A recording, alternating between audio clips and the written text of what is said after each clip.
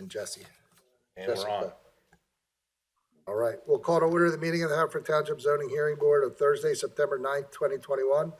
Present at the front table to my far right, Margie Buchanan, Assistant Director of Community Development. I know I make up titles as I go. I don't know that. To my right, Jesse Poynton, voting member. Evening. My left, Ed McGargy, a voting member. Bill Rhodes is participating via Zoom, and Jessica Vitale is also participating via Zoom. And our solicitor, Bill Malone, is also present via Zoom, and our court reporter. We have two continued cases tonight. Before we begin, Jesse, you want to lead us in the pledge, please? Pledge allegiance to the flag of the United States of America, to the republic which stands one nation, under God, indivisible, with liberty and justice for all. Thank you, Jesse. Thank you. All right, our first case is Z21-12, Dana B. Hall, owner of 701 Haverford Road, Haverford, PA, DC folio number 2205-00350-00, who seeks a variance from the provisions of section 182-802D1 to allow an existing non-conforming retail use to be changed to a restaurant use, which is not permitted in the R6 zoning district, and a variance from the provisions of section 182-707B to allow fewer than the required 10 off-street parking spaces. Property is zoned R6 and located in the 5th Ward. When last we met regarding this case, the board requested that Mr. Viola, the applicant, or actually the proposed occupant of the property, present us with a lease for the premises, more specifically, a lease that spelled out the exact parking rights that he was entitled to with respect to the adjoining property. The township received an email dated September 8th, 2021 at 11:03 a.m. addressed to Kelly Kirk.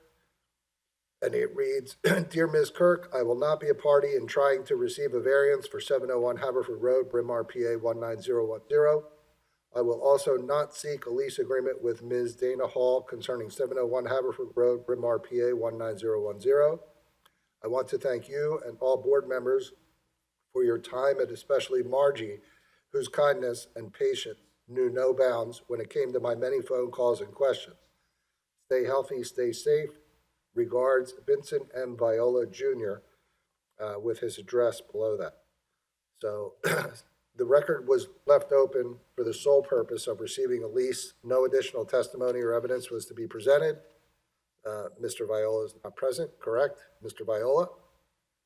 Okay, with that, we'll close the record on this case, and I would ask, Jesse, are you prepared to vote? I am. Ed, are you prepared to vote? Yes, Mr. Chairman. Bill Rhodes, are you prepared to vote? Yes, I am. Bill Rhodes, why don't you take this decision?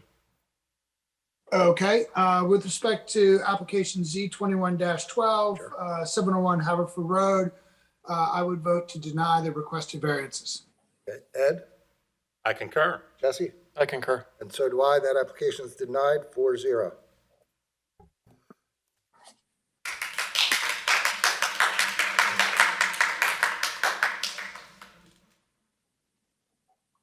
We'll wait for everyone to move out. Pam, take care.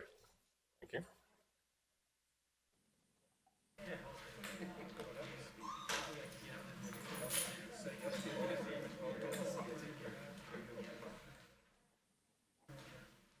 Doreen, stay safe, stay healthy. Thank you for doing the right thing. Like I told you before, it's only because you agree with it. If you didn't, I'll see you. Take care, stay healthy. Okay. Our next continued case is Z21-21, Haverford Township Free Library Association, lessee of the property located at 1601 Darby Road, Havertown, PA, DC folio number 2207-003280. And unless someone specifically requests it, I'm not going to read the rest of the description into the record. I read it into the record at the beginning of the hearing. So anyone specifically want me to read the full description into the record? Good. Okay, moving right along. Floor is yours. How are you tonight? Good, how are you? Good evening, everyone. Andy Freemuth here again, on behalf of the library. Just a couple of things before we get going this evening. I'm optimistic that hopefully we get a chance to complete tonight before the meeting ends. Just a couple of housekeeping matters before I get into the testimony. Bill Wilson won't be joining us this evening. I think we were complete with his testimony. I really just needed him to introduce the entire 2013 building program into the record, but he did provide me with the entire program. I subsequently forwarded that to Kelly Kirk. I think she passed it along to the board members. I do also have hard copies this evening, which I can certify are true and correct and mark those for the record towards the end of the proceedings. I do have a little bit of testimony in the beginning from Lee Casasio, just to follow up on some items that the board had questions with regard to certain issues at the last hearing. I'll then move on to Tammy Ray Barr, who's our professional engineer, and then Guy DiMartino, our traffic engineer, and then I have Phil Goldsmith, who's the president of the library board. He'll provide some short testimony at the end. So with that roadmap, I guess I'll have Lee come on up. Okay. And Andy, if you have copies of those hard copies, I would like one. I print out a lot of documents for this board, but I think that one, hundreds? I do. So I guess I've pre-marked them, and I'll pass them out now, just so we can get that over with. What's been marked as Exhibit A18 is a part of the 2013 building program, which details a renovation to the existing library building. And Kelly indicated that I should provide 4 copies. So I have 4 copies of that. I apologize because 2 are Vela bound, 2 are not. The same goes for the other portion. We broke the machine, so I did my best.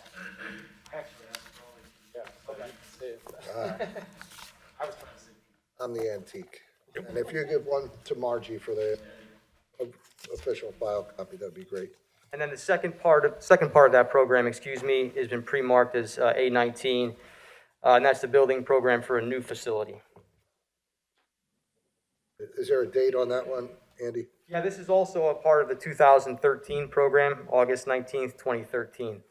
I'm sorry, A18 was the renovation program? That's the correct, renovation program. A19 is the new facility program. Thanks. Thank you, sir.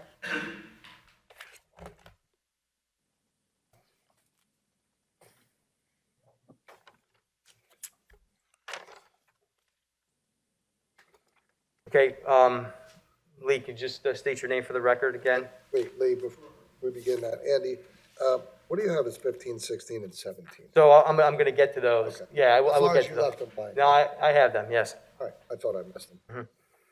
How you doing, Lee? Did I swear you at the last hearing? You did, Mr. King, yes. Okay. Doing well, thanks. Lee, I want to start with an exhibit. I'm going to mark it as A15. Unfortunately, I wasn't able to provide this to Kelly in advance, so those participating remotely don't have a copy of it. It's a relatively straightforward exhibit, as you'll hear Lee testify to. It does just confirm some testimony that he gave at the last hearing, and certainly after this evening, I can provide an email copy to Kelly, and she can get it to Mr. Rhodes and Mr. Malone and Ms. Vitale. Thanks, Andy. So, Lee, I've handed you what's been marked as A15. Okay, did your firm prepare this document? It did.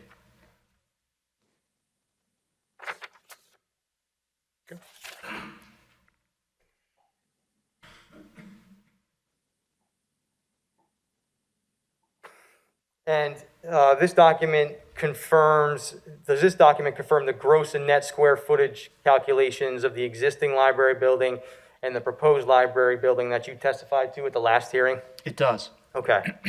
And again, your firm not only prepared this document, but did those calculations, is that correct? It did, yes. Okay, and there are footnotes listed in the table that explain how the square footages have been calculated, is that correct? That's correct. Okay. Can you just describe those calculations for the board? Yes, calculations are for the existing library and the proposed library in the two columns per level, lower level, first floor, second floor, the addition over the parking lot proposed, and then the total gross and net areas. The gross areas are per our understanding of the Haverford Township zoning ordinance definition of floor area. That's noted in footnote number 1. I can explain that, but it's basically, the entire gross area. The net area is basically the usable area, the area assigned to programs. It excludes things such as restrooms, corridors, mechanical utility spaces, elevators, walls, partitions, and the like. And would you agree that these calculations are by far the most accurate square footage calculations that the library has ever had? They are. Okay. And you and I and the library team have discussed your calculations with Bill Wilson, is that correct? We have been, yes. Okay. And would you agree that Bill did not have the benefit of these calculations at the time of his 2013 study? He did not, no. And for the benefit of the record, in response to some questions by the board, did you and Bill and I and the library team use your square footages to calculate the gross square foot per capita provided by the library in its existing condition and with the proposed addition? We did at this time, yes. Okay. And in doing so, we used the reported 2020 population for Haverford Township of 50,431. Is that correct? Correct. Okay. And do you agree using that measure, the existing library is 0.63 gross square feet per capita? Yes. And similarly, the library with the proposed addition would be 0.74 gross square feet per capita, correct? That's correct.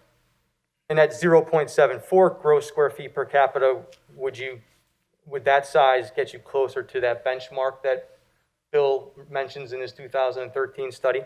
It would indeed, and that benchmark was 0.75, and with most libraries closer to 1.0, so it would indeed.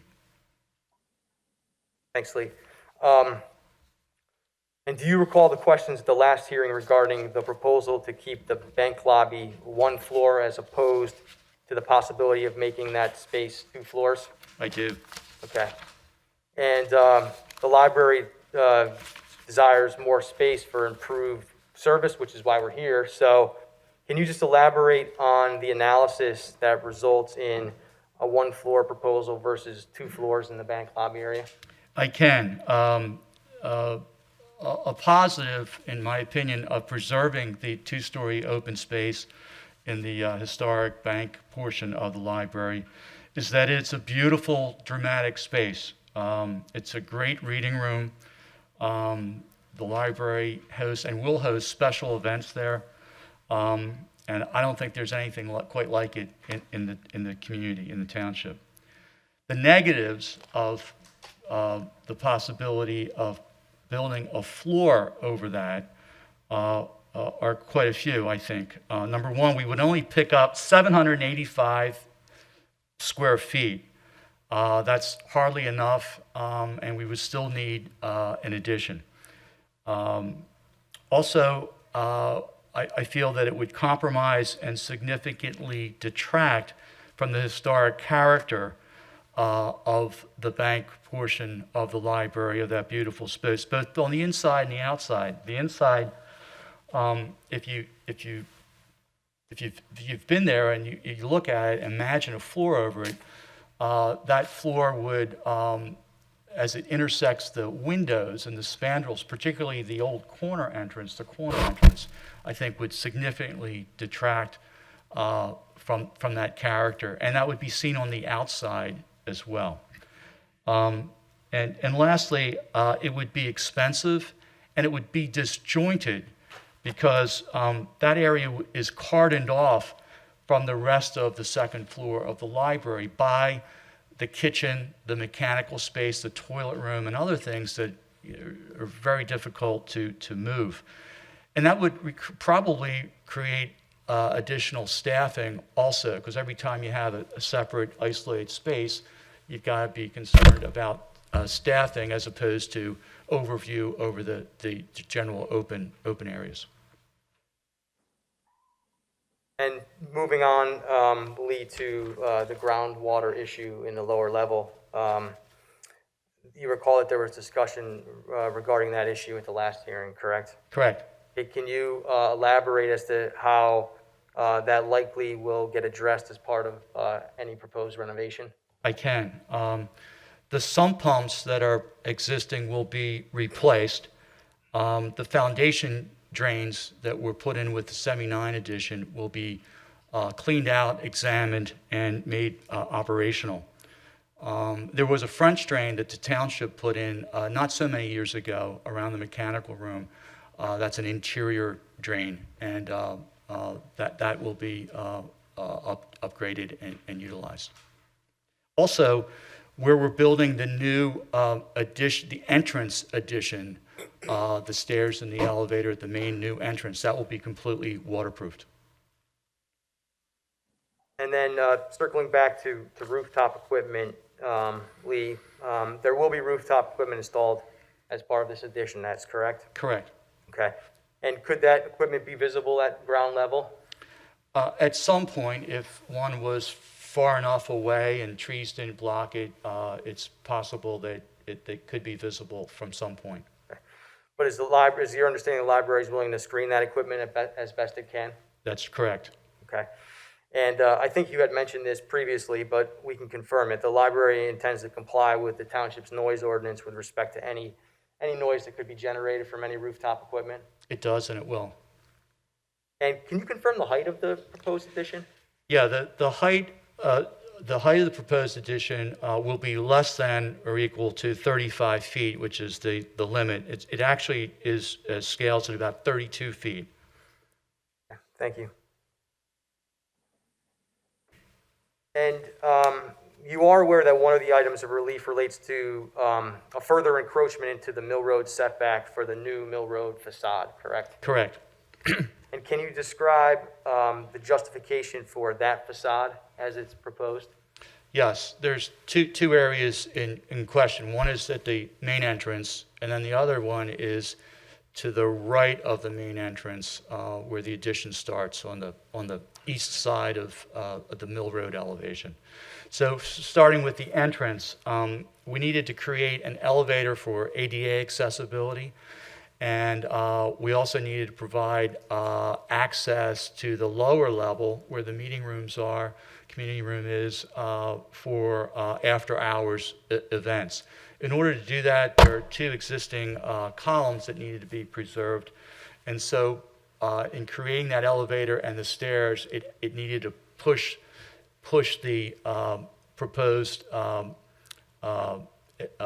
improvement for that slightly further into the Mill Road setback. With regard to the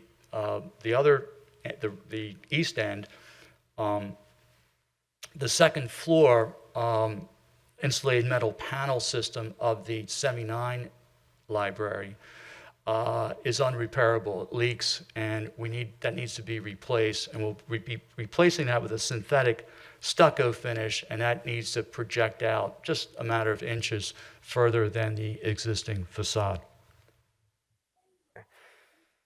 And Lee, there were two additional documents requested by the board. The first I've marked as A16.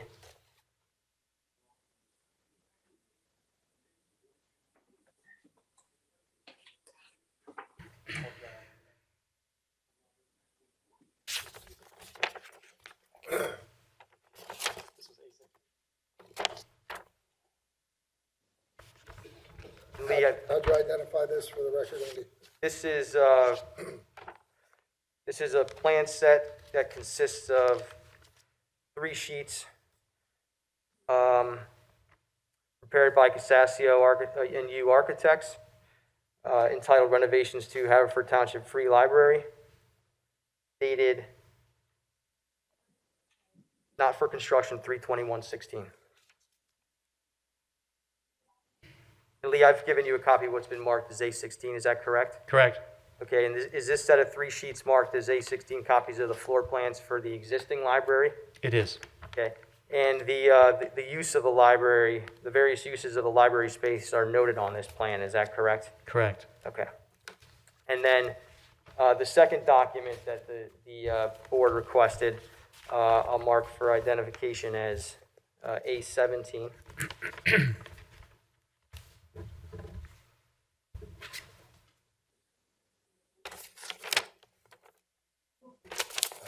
Were these two in the packet that you emailed?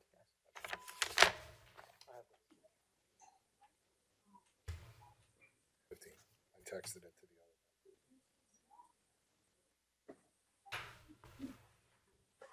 other. And A17 is a set of two sheets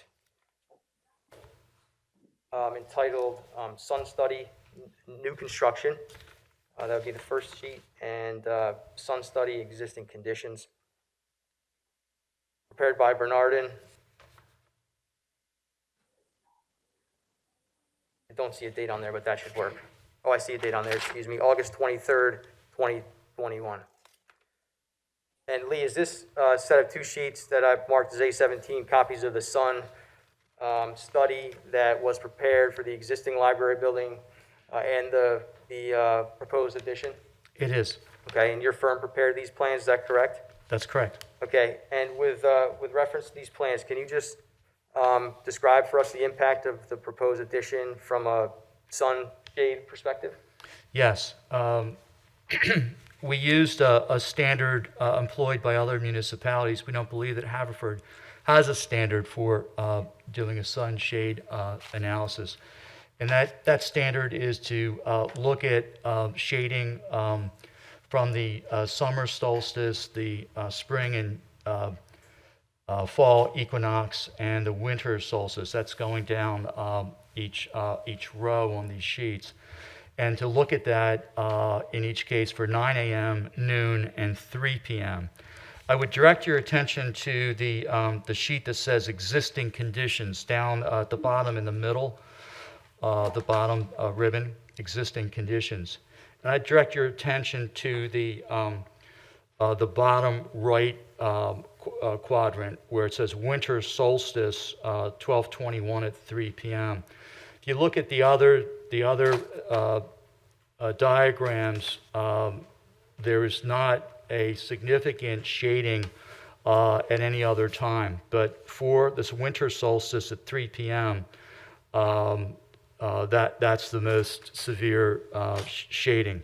So in the existing, you can see that at 3 p.m., the sun casts a shadow to about the property line with the library's neighbor to the east. Now, if you go to the other drawing marked new construction and go to to that bottom right-hand quadrant, winter solstice 12/21 at 3 p.m., you'll see, let me back up for a minute. This does not indicate the fence nor trees. It's just the building and, in this case, the proposed addition. So if you look at, again, the proposed construction, winter solstice, you will see that at that time, that particular hour, there is some shadow cast on our two residential properties to the east and the north.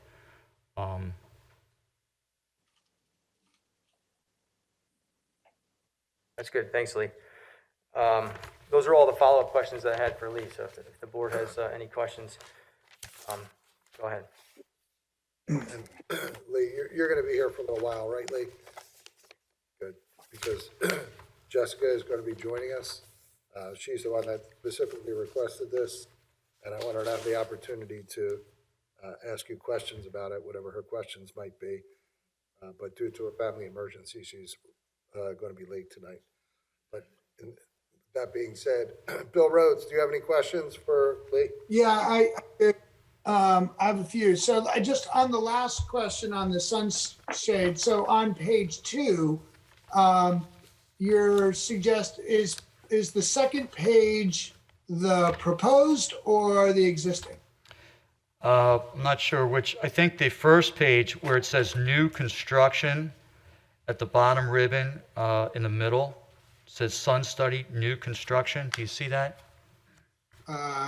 Sun Study, okay, yeah. So, so the new construction, the takeaway here is that the building will now create a shade that, at least in some places, goes nearly fully across the adjoining property on Mill Road. Is that correct? At that particular time of year and at that particular time that day. And the Yeah. and the residences are not shown either. So it's as if the house itself is not there, and this just shows the shadow that would be on the Right. the property. And the property in the back corner there currently receives no shade during the winter solstice at 3 p.m. But as now at the new massing of the building now, there will be quite a bit of shade that goes onto that parcel also. It's not just the adjoining parcel on Mill Road, is that correct? That's correct from the building. I would note that there's obvious shade from the evergreen trees that are there, yes. Okay. The cause of the additional shading is from the massing of the building, is it not? Correct. Okay. I want to go back and ask you a question from Lee, from your testimony at the last meeting. You had gone through a litany of alternative sites that the library had considered. I won't go through each of those sites, but one of the questions then had come up about acquiring neighboring parcels. And particularly, I'd like to talk about the neighboring parcel that's covered by the shade, the adjoining parcel on Mill Road. You had said that that was considered, quote, too disruptive. I believe that was your quote. Can you explain a little bit more about the thinking at any time about the acquisition of that adjoining property, including when it was on the market? I think Phil would be better to answer that. Yeah, okay.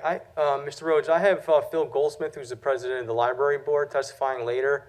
Okay. I could just suggest that maybe Phil would be better able to discuss those details. Okay, that's fine. Let's see.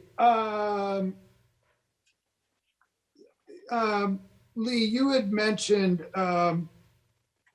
about the original building's two-story room, and that it would detract from the historic beauty of the building. Is that building itself on the township's historic resource survey? I believe it is. We needed to, when we were looking at just the renovation some years ago, we Okay. appeared before the Historic Commission and received their approval for what we were proposing at the time. Okay, thank you. And then the rooftop equipment you mentioned is visible from, quote, I think far away, unquote. At what distance does the rooftop equipment or its, unless you're putting a parapet around it and that's your screening, but at what distance does it become available or visible, I'm sorry, from the street? I don't know exactly.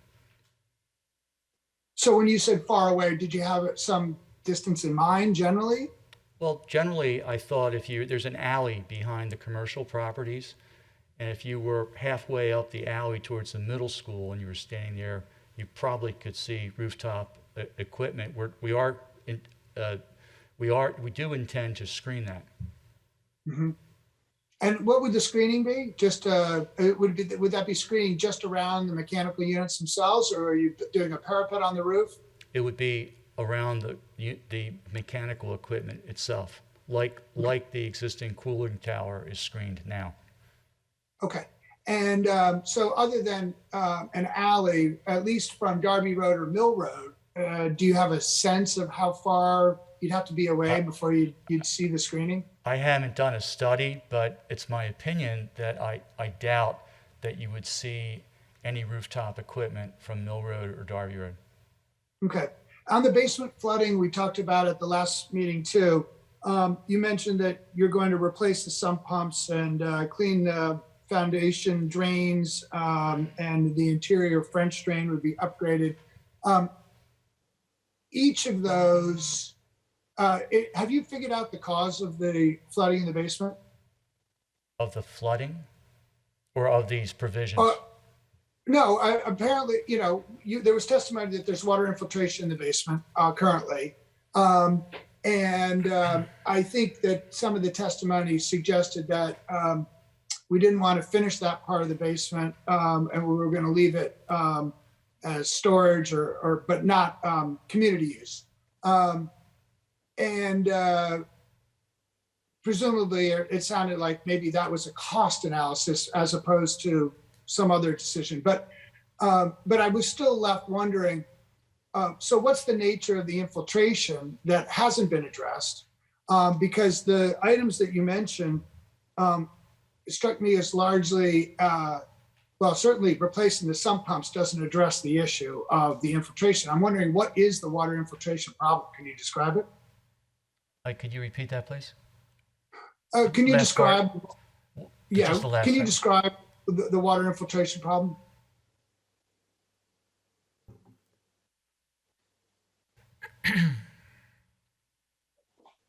You mean Well, not- historically, you mean historically how it's, Yeah, like see, I'm how trying- many I- events I'm there trying- have happened, or? Yeah, I'm trying to figure out, if you're replacing sump pumps and cleaning out French drains, you're obviously trying to improve your ability to manage water infiltration.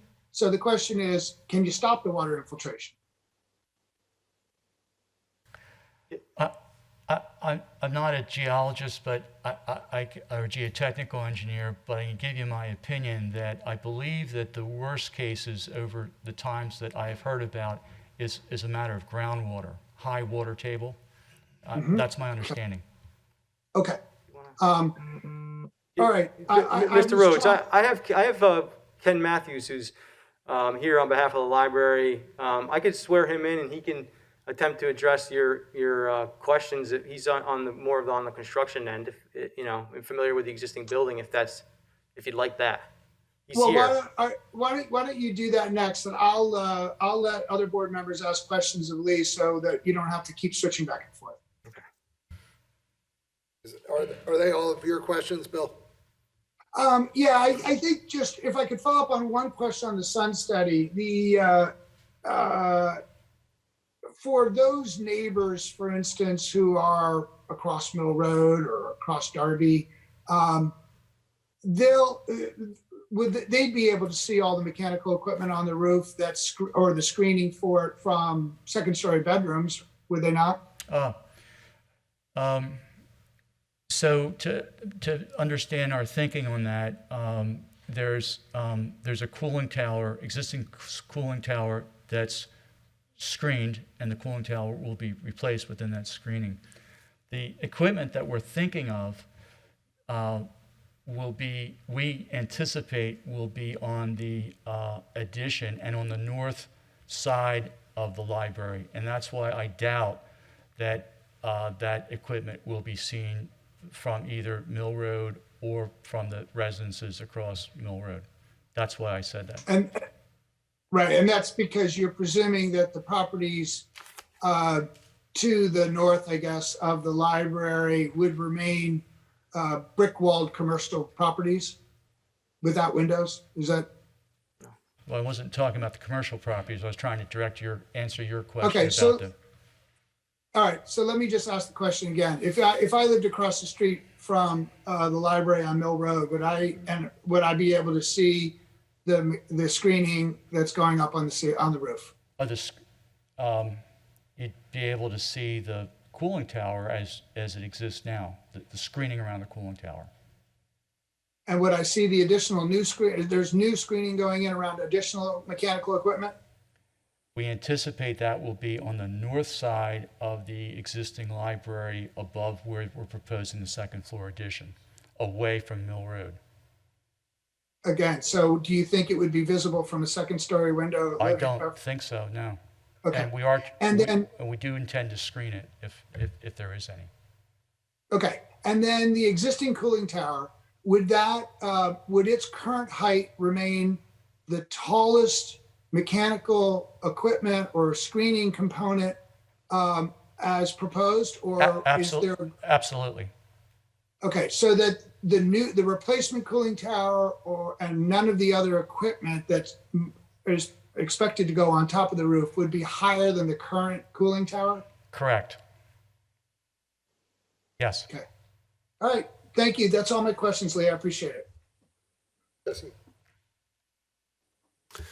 Yeah, I mean, just so that I think for everybody here in attendance and on the call could understand, Margie, can we put up the elevations? I can, Oh, okay. Do we have boards? I have boards. Yeah, can we bring up the boards?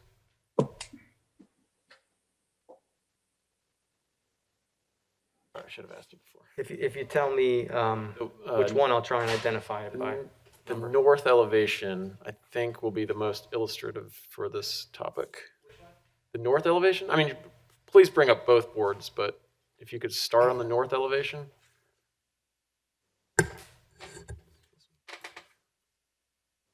Oh, it doesn't. It was in the packet. So this is, just so I understand, this is Exhibit A5. It's That's what I'm effectively working. just- I'm working on that right now, Bill. 1 second. Yeah, we're pulling up Exhibit A5, which is the north elevation. There you go. Okay. A5 north elevation. So there is, on the north elevation, there is a rectangular surface above the roof line. Is that the cooling tower that exists today? Correct. And that is clad in brick Yes. currently?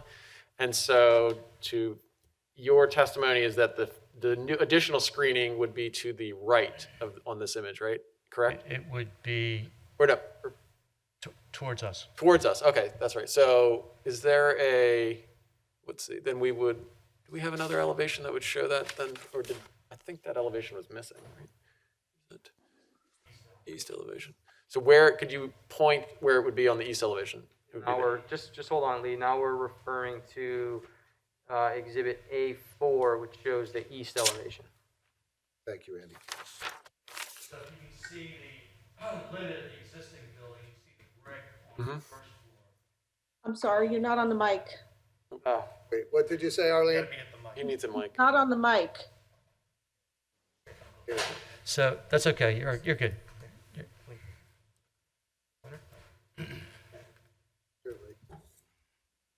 Okay. Thank you.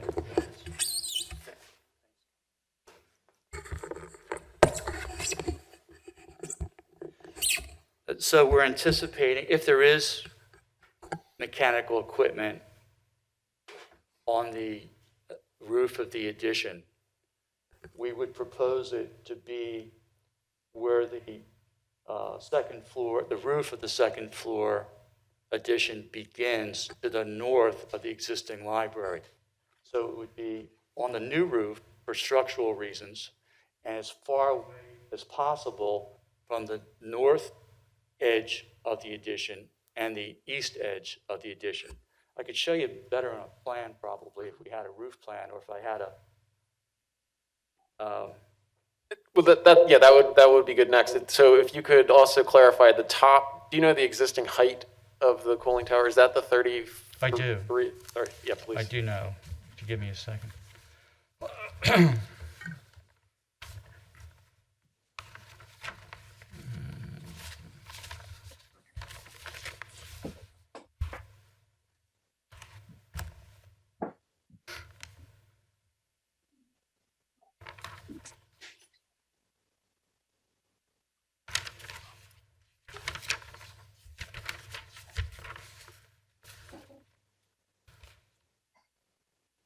The height of the cooling tower is 32'8" above grade. Top of the cooling tower. And it was your testimony that any additional screening would not be any taller than that? Correct. And the maximum height allowed is 35 feet? Correct. Okay. And looking at it, the peaks of the sloped new addition, both on Mill and on the rear, are also no taller than the existing? Are they about They're 32 feet. They are also, okay. Great. Bill, does that cover everything?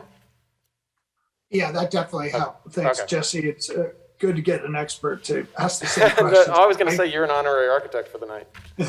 Um,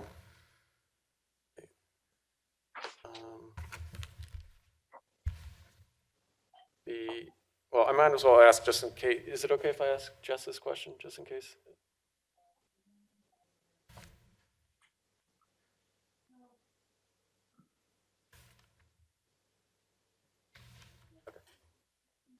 The height of the new addition out over the parking lot, is that, would you consider lowering that height so that it would cast less of a shadow on the neighbor? Would the library be amenable to that? Um, um, I mean, that's, If you want to take a minute, then we'll Yeah. take. You yeah, want to take a can minute? you give us a minute? All right, take a 5-minute recess, off the record. All right, we'll resume the meeting of the Haverford Township Zoning Hearing Board of Thursday, September 9th, 2021. All right. So Lee, Jesse had asked you a question, Could you Took a repeat the break. question? confer with Andy.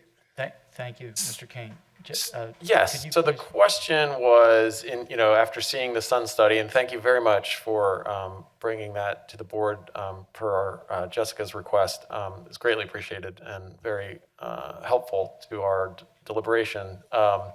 And so seeing that, and it was your testimony that you showed that the addition does end up casting more of a shadow on the adjacent property. The question was, would the library consider a reduced roof height to lessen that new shadow on the neighboring property? So the roof height of the addition is the same elevation as the 1979 roof height. And it's the roof height that is needed to provide a reasonable ceiling height, structure, and mechanical equipment. So the answer is no. Okay, thank you. And then we were discussing the new mechanical equipment location, and you had brought up the boards to show, and I believe you said you would also show us on a plan. Yeah, I can help if you'd like. Just to follow up on that question, Lee, if you could turn to what's been marked as A2.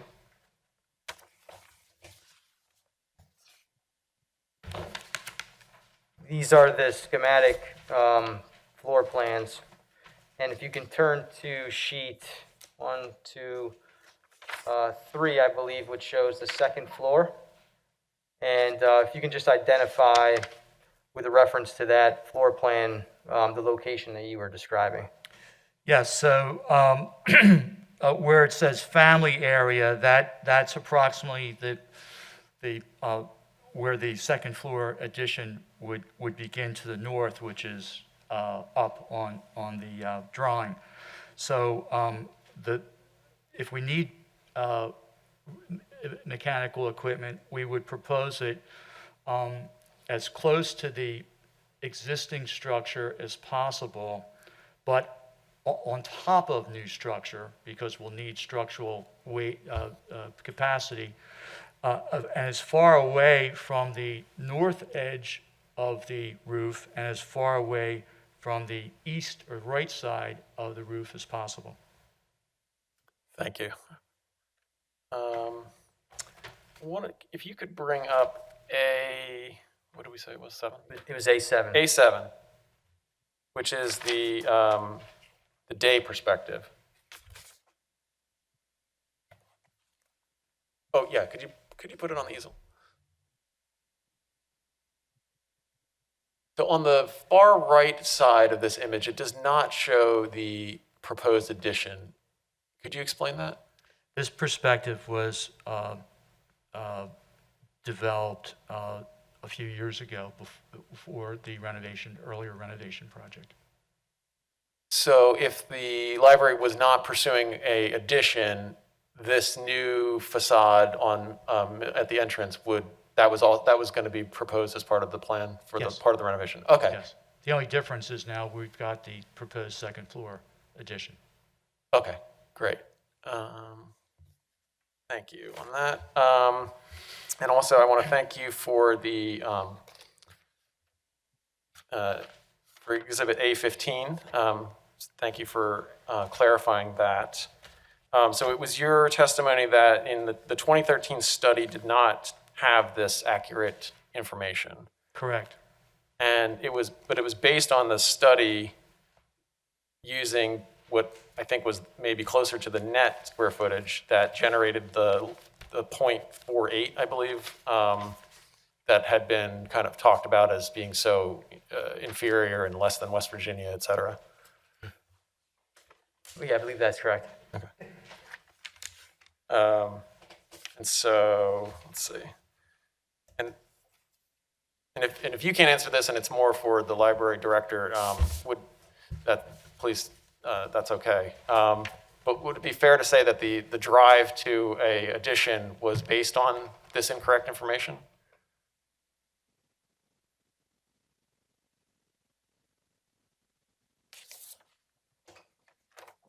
I'm not sure how to answer that. Okay, all right. I can probably answer that with Phil this evening, and if he can't, we can get Bill Wilson, but I think we can get an answer to your question. Okay. All right, Ed? Is that it, Justin? Oh, yeah. Yeah, that's it. Thank you. Ed? Yes, just trying to clear my mind up here on the front Mill Road, the setback. Which exhibit, Ed? Well, it's just the concept. Oh, okay. There is a front yard that is going to be reduced by a little over 2 inches, is that? I have, Yeah, are you asking about the dimension of that setback?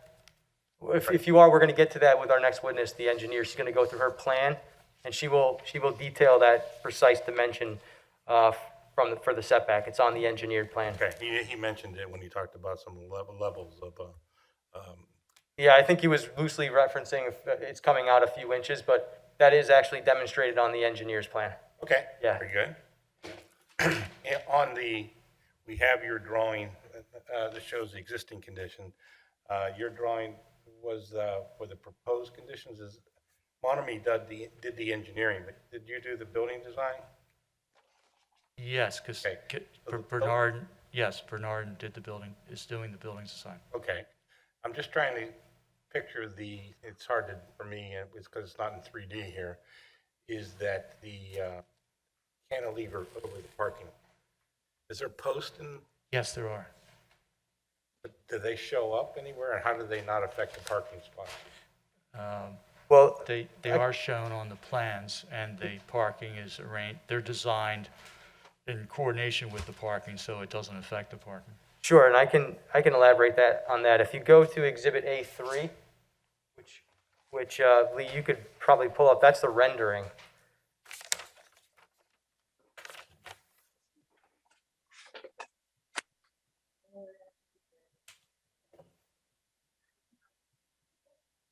Lee, that shows the post, correct?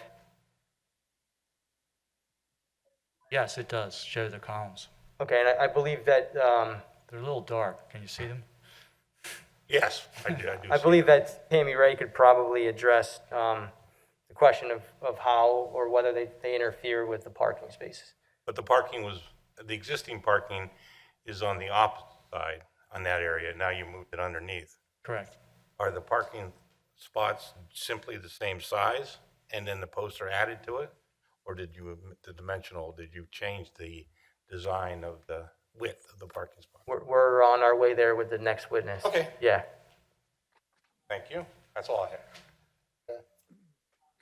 Can I, while we're talking about the post, I just want to make sure, so along this, this would be, I guess, the west elevation where on exhibit A3, it looks to me that there's essentially 4 posts that run from Mill Road to the back corner of the parking lot. Am I reading that right? I'm sorry, which elevation? The exhibit we were just talking about, A3. It's a perspective. Yes, the one on your right I hand. just want to make sure I'm looking at it right because it looks like you have some gray lines that look like they're posts and some that are flush to the building. So I just want to make sure we're talking about 4 posts in the parking lot, running from Mill back to the back corner of the parking lot. And then how many is the parking lot wraps around? I can't see that. We don't have that perspective. Hold on 1 second. Is it better to have that plan? This plan? This one? Ah.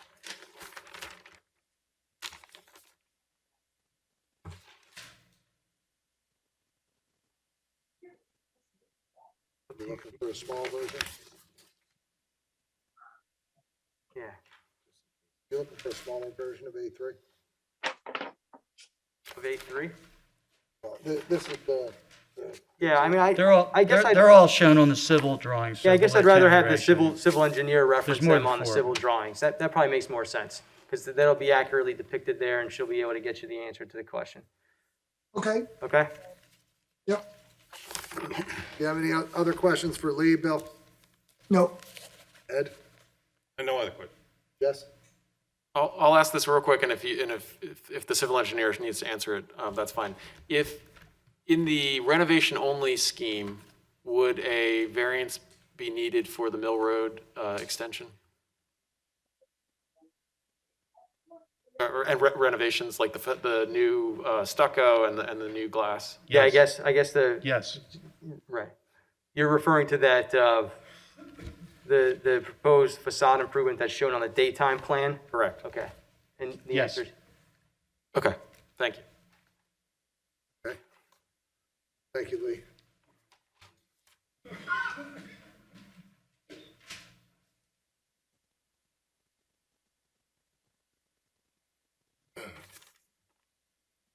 thank you. all right, at this time, I'll call Tammy Ray Barr and have her sworn in. Okay. All right, please raise your right hand. Do you swear to tell the truth, the whole truth, and nothing but the truth, so help you God? I do. And your full name and the capacity in which you appear for the board, please? Leslie M. Barr, Jr., professional engineer, and I go by Tammy Ray. Just gonna get set up here for a moment. What did you go by? You go by? Tammy Ray is what I go by. Tammy Ray?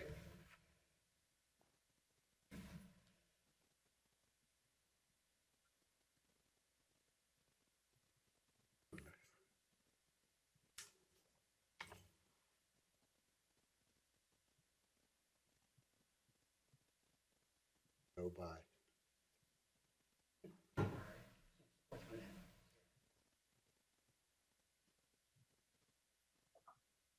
Debbie calls me names sometimes.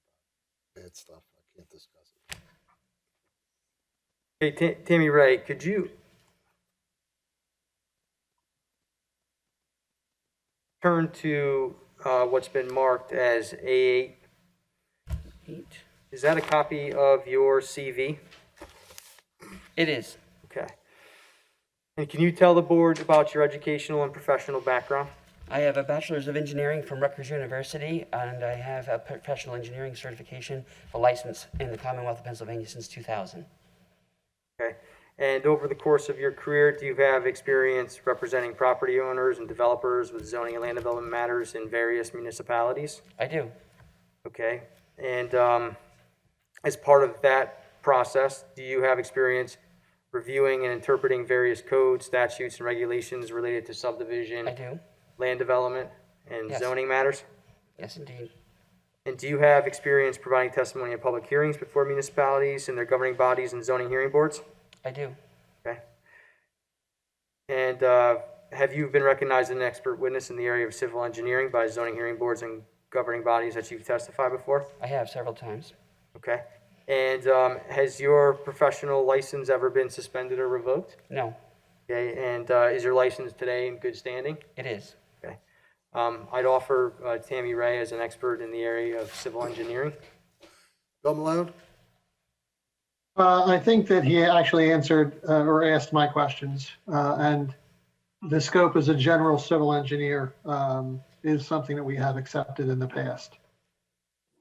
Is that what you're offering, Rat? That's, yes, general civil engineering. Okay.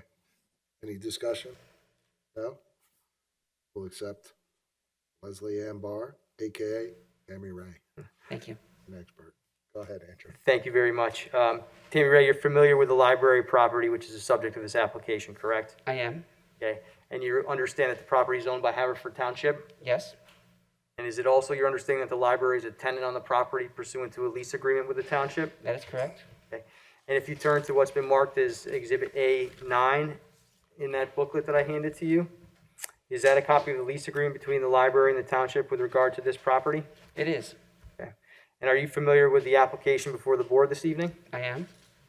And in connection with the application, did you review the township zoning ordinance with regard to both the existing conditions and the proposed conditions on the library property? Yes, I have. And if we can move to what's been marked as Exhibit A10, are you familiar with this plan? I am. Okay, and it's also up on the board in a full plan size, is that correct? That's correct. Okay, and tell me if you disagree, but this plan is slightly different than the plan that was submitted with the application in that it contains some color, a little less technical detail, but all the elements from a zoning perspective are there, is that correct? That is correct. We Okay. made this one to make it a little bit easier to read. Okay, and did you prepare this plan? I did. And it depicts the library, the existing conditions on the library property? It does. Okay, and with reference to that plan, can you just describe for the board and orient them to the existing conditions on the property? So what we have on the Darby Road side is the historic portion of the library. To the middle of the drawing, we have the 79 addition to the library, and then we have the parking, which is shown in dark gray, all farthest from the Darby Road side. And Mill Road's located towards the bottom, and Darby Road runs towards the top of the plan? That is correct. Well, Darby to the left and Mill Road to the bottom. Correct. And just so we know, if you look to the north, those are the commercially zoned properties along Darby Road, correct? Correct. We sometimes refer to those as the Falcone properties. Yes, that's correct. Okay, and then to the right is to the right of the parking area is the most immediately adjoining residential neighbor. It's shown on your plan as Christopher Dowd, but there's a new owner. Is that correct? Yes, The defaults, I think. I believe so. Okay, and then the residential property to the back corner there, that's the Hammond property. Is that That's correct. Okay. And the library property is zoned INS institutional. Is that right? It is. And if you can turn your attention to the zoning table that's on the plan and walk us through the zoning ordinance requirements applicable to the property and the existing conditions. The zoning ordinance requires us to have a lot area of 87,120 square feet, and the existing lot is 22,317 square feet. The width at the building was required to be 150, and it's shown here on the plan as 196.11. I note that the site has 2 front yards because it is a corner lot, so this is actually talking about the dimension from Darby Road to the rear of the property, and it is pretty much the full width of the lot as it exists today. The front yard on Darby is 100 feet and has a setback of 0.24 right now. And the Mill Road side is 100 feet for the front yard and has a setback of 0.94 currently. The side yard, being opposite from Mill Road, is a 50-foot setback and has 0 currently. And the rear yard, which is opposite Darby, is 75-foot setback and is currently at 50.43 feet. The building height is maximum of 35 feet, and it is currently less than 35 feet. The building area has to be less than 20% of the coverage of the site, and is currently at 54.14% of the site.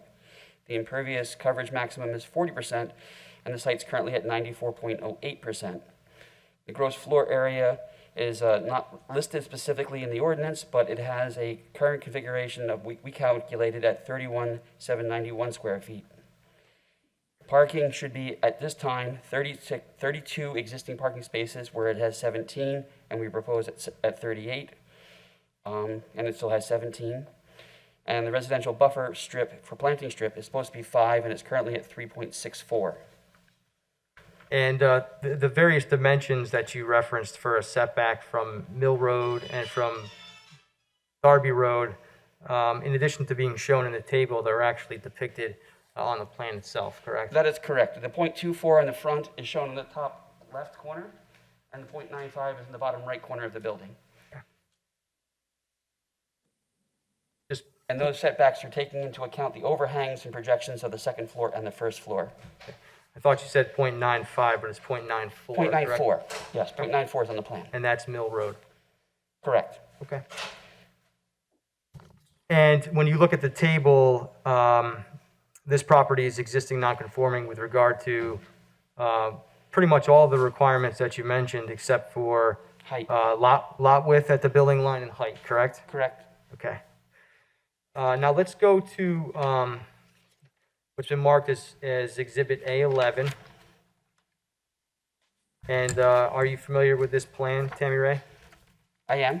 Okay. And similar to the existing features plan, tell me if you disagree, but this plan has been revised slightly from what was submitted with the application in that it contains color, a little less technical detail, but essentially all the elements are there from a zoning perspective, correct? That is correct. Okay.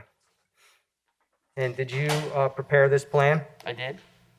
Okay. Does it depict the proposed development on the library property? It does. Okay. And with reference to this plan, can you identify for the board the proposed addition? The proposed addition is demarcated by the red line on the drawing, which separates the existing from the proposed. So you'll see that the back edge of the existing building, if I switch over to the proposed plan here, we can show it on the board,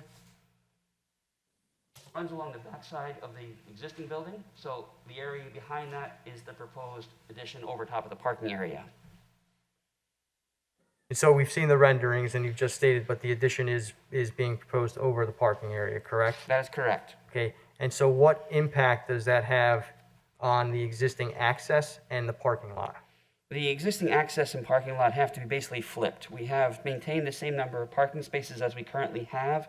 We've relocated the drive area and the loading area to the right further and put the cars underneath the canopy. That way you have plenty of headroom for larger trucks to come and go, and the cars don't need as much headroom. Even a van can fit underneath, it wouldn't be a problem.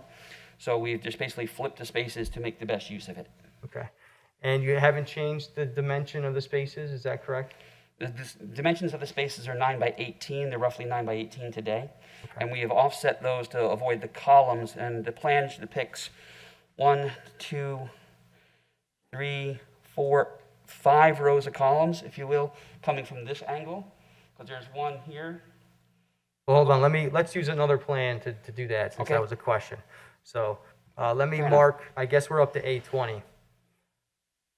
And this is going to be a copy of the proposed conditions plan that was submitted with the application.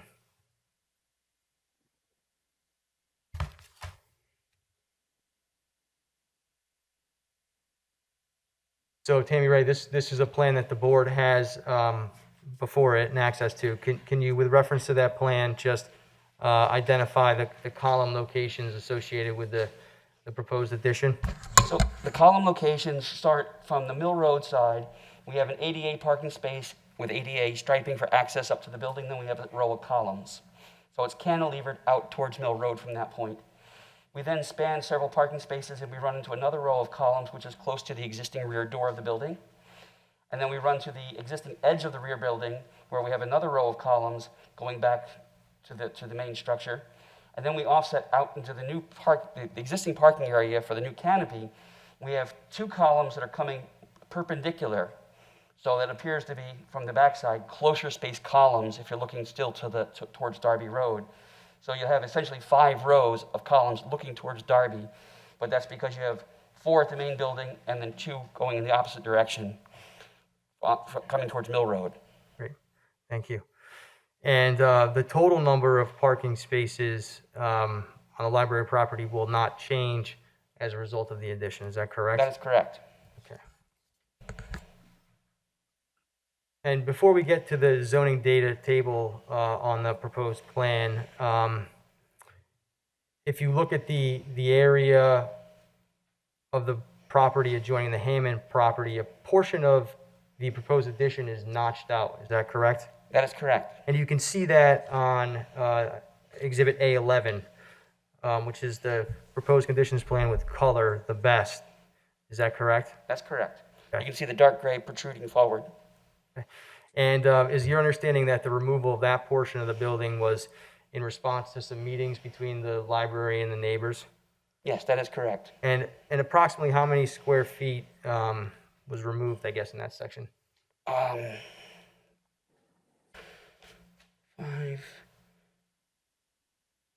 little over 100 square feet. Looks like 29 by 5, by 6, 29 by 6. Okay. All right, if we can then go ahead and move to the zoning table on the proposed conditions plan and walk us through the proposed conditions after construction of the addition. And if you can, while you do that, can you just make reference to the plan as appropriate? Okay. You want the existing numbers and the proposed numbers? Or I you think want the required numbers? yeah, just the proposed. Okay. So the lot area remains at 22,317. That doesn't change. The building width doesn't change at 196.11. The proposed front yard at Darby remains at 0.24. The proposed front yard on Mill will be reduced to 0.73. The side yard still stays at 0. The rear yard would be going from down to 28 feet. The height would still be compliant, less than 35. The building area comes up to 77.04. The impervious surfaces come up to 96.77. And the gross square footage we calculated at 37,214 square feet with 17 parking spaces versus the required 38. And we provide a 5-foot residential planning buffer. Okay. And just to make sure we're clear, that gross square floor area that you have is just a little bit larger than what Bernardin provided. Can you just elaborate on that, just so we know why that is? Yes, that when we looked at it, it appears to be that when we took the PDF files that we had received and scaled them up by 12 to fit them to our drawings, any deviation is magnified by an order of 12. So there's often a little bit of fluff in the numbers, so there could be a variation between us and the architects. Okay. The architect's numbers are accurate, correct? I've looked at them and looked at their calculations, and I agree with them. And if anything, you have additional square footage here, correct? That's correct. That shouldn't really change the nature of any kind of zoning relief? It does not. We still need the same relief regardless. Okay. And you mentioned the proposed dimensions, and in addition to being in the zoning table, they're also shown on the plan along the Darby frontage and Mill Road frontage, correct? That is correct. Okay. And the variances that are being requested, they're identified on the plan just below the table, is that right? They are. Okay. And we're looking for a variance from section 182.802, which prohibits the expansion of non-conforming buildings unless you can comply with all the regulations of the district. Is that correct? That's correct. And obviously, we're looking for variances for several regulations from the district, We correct? are. Okay. And you testified before, but the parking on the site, the number of parking spaces on the site is going to remain the same, correct? That's correct. Okay.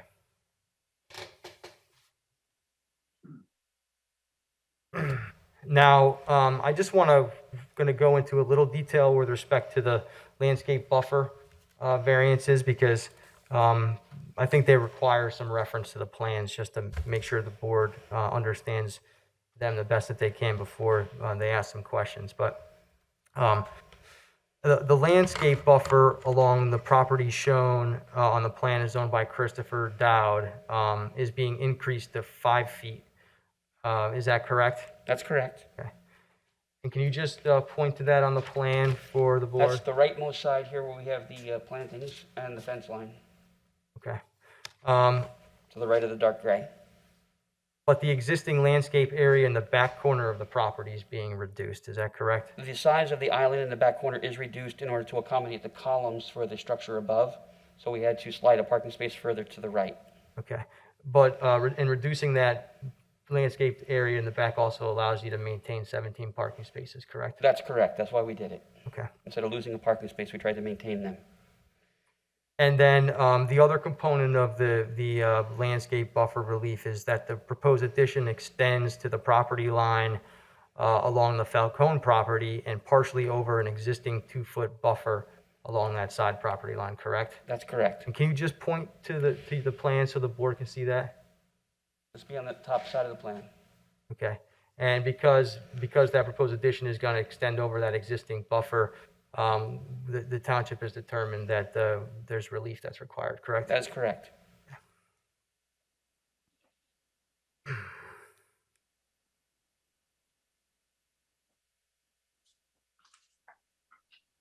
And also, the other component, I think we touched on this, but the buffer, the reduction of the island is a variance request, even though it's non-conforming today, correct? That's correct. Yeah. And all those sections relating to the landscaping and the setbacks and the coverage and the parking requirements, they're listed on your plan, is that right? That is correct. Okay. And now with the slight increase in impervious coverage, will that have any impact on stormwater management on the property? It's a negligible amount of additional impervious surfaces. It's really going to have no effect at all. The calculations that we would run will show that, and when we do the subdivision land development component. And the library use is a permitted use on the property, is that right? It is. Okay, so these variances relate to dimensional requirements? They do. Okay. I mean, in your opinion, is there any way to expand the existing building on a library property without triggering the need for some sort of zoning relief? And anything we do triggers zoning relief because we're already pushed up against a non-conforming site. Now, there's a loading area shown on this plan. Do you have any indication as to whether the loading or deliveries or trash is going to change at all in connection with this application, or will it remain the same as far as you're concerned? We understand that it'll remain the same, operations remain the same.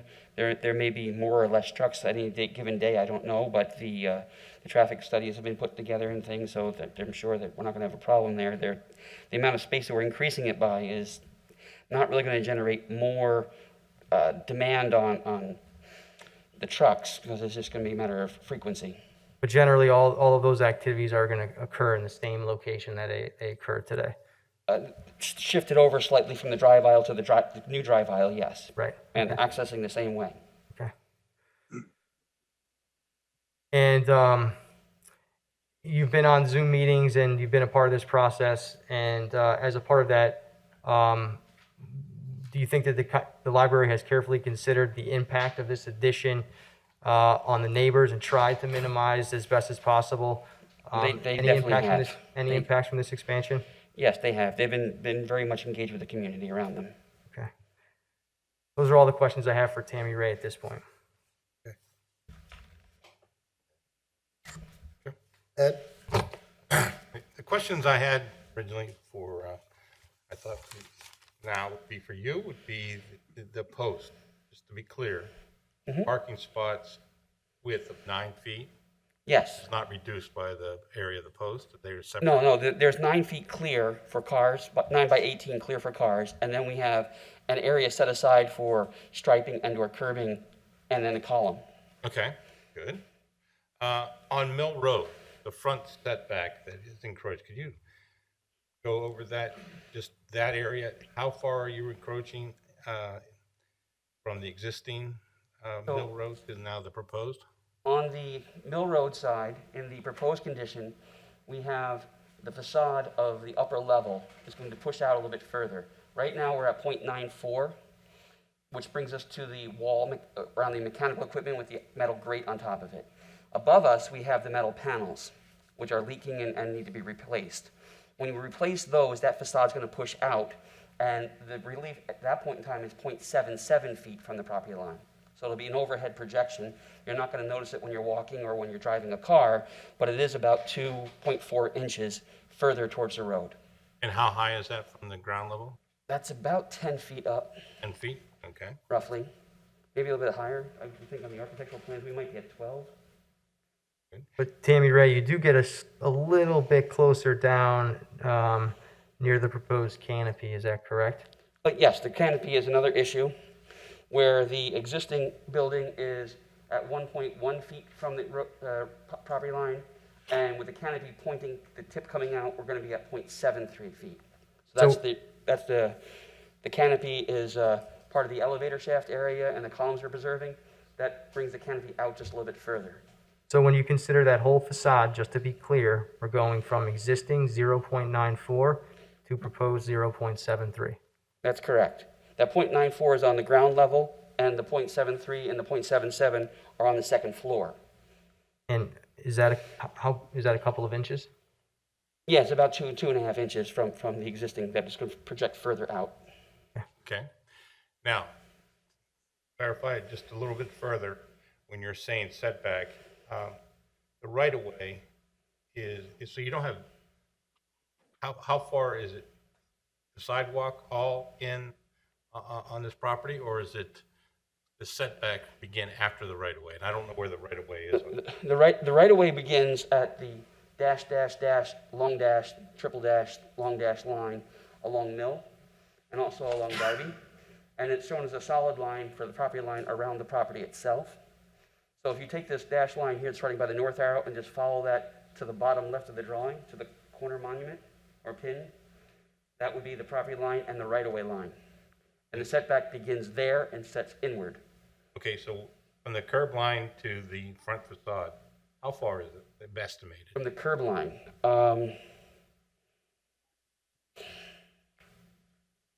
because it's all in the right-of-way, I didn't mention it here. Yeah, I understand that. It is going to be about 16 to 20 feet. Okay, that's what I needed to hear.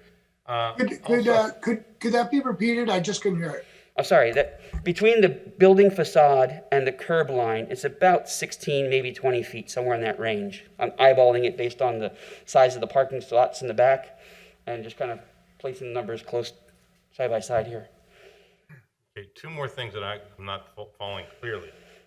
On the plan that I'm looking at of the proposed conditions, it shows some yellow block, and it doesn't have that in the legend. I will turn this plan over and I'll address that. Okay. In the previous plans, back when they were looking at renovation work, there was an area where they were going to remove the existing sidewalk and renovate that sidewalk with a patterned sidewalk. So that yellow area is that patterned sidewalk. It's just replacement of concrete. That is no structure, no overhang. No, it's just ground level concrete, and it's just basically enunciating the entrance of the building. Okay, now the northern property line is my final question. I think you said there was zero setback along that property line? Along this portion of the setback, yes, because the building comes right up to it. It's an adjoining party wall between the two buildings. So that's zero, but not along the whole width, right? Because there was never any buildings. In the back here, no. So, yeah, so you're actually encroaching further in that area than, In the right side of the drawing to the top, we are making further encroachment towards the property line, yes. and that's probably, you estimate how many feet of encroachment that is to that property line? 44 feet Okay. minus 0.5, I believe. So it's about 43 and a half. 43 and a half feet. Very good, that's all I have, thank you. Jesse? Yes. First question relates to the off-street loading. Reading Township Code 182-708, it says that it cannot, let me just get it right, that it shall not interfere with required driveways and parking spaces. But was it your testimony that that's how it is currently today, so it's not going to be any different? That's correct. And we did check with Kelly about that issue, and it was her interpretation that a relief wasn't necessary because it's in a condition that exists today. Okay. Yeah. Thank you. I believe I may have asked at the last meeting about the existing. There's a tree that's noted as a 27-inch pine in the northeast corner. Yes. And that is being removed. Could you tell us why that tree needs to be removed? That tree is being removed as part of the construction for the parking lot. As the parking lot adjusts, we're going to be cutting into the root area of that tree. It's also going to be in the way of the construction of the addition. And the library was going to propose 2 trees in its place. And that would be reviewed with, all this and the buffer would be reviewed with the Shade Tree Commission? Yes. Okay. I think my only other question is about, and I don't know how to describe it, on the new plan, it's a parking spot, and there happens to be a number 9 on it, on the colored plan, but it's there you go. A11. On A11, yeah, and it's that space. It's the, I don't know, furthest west space in the back there. Is that space, as it exists today, is that wider than 9 feet?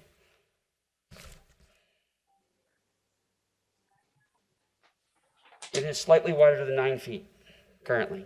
And the proposal is to make it exactly 9 feet. That is correct.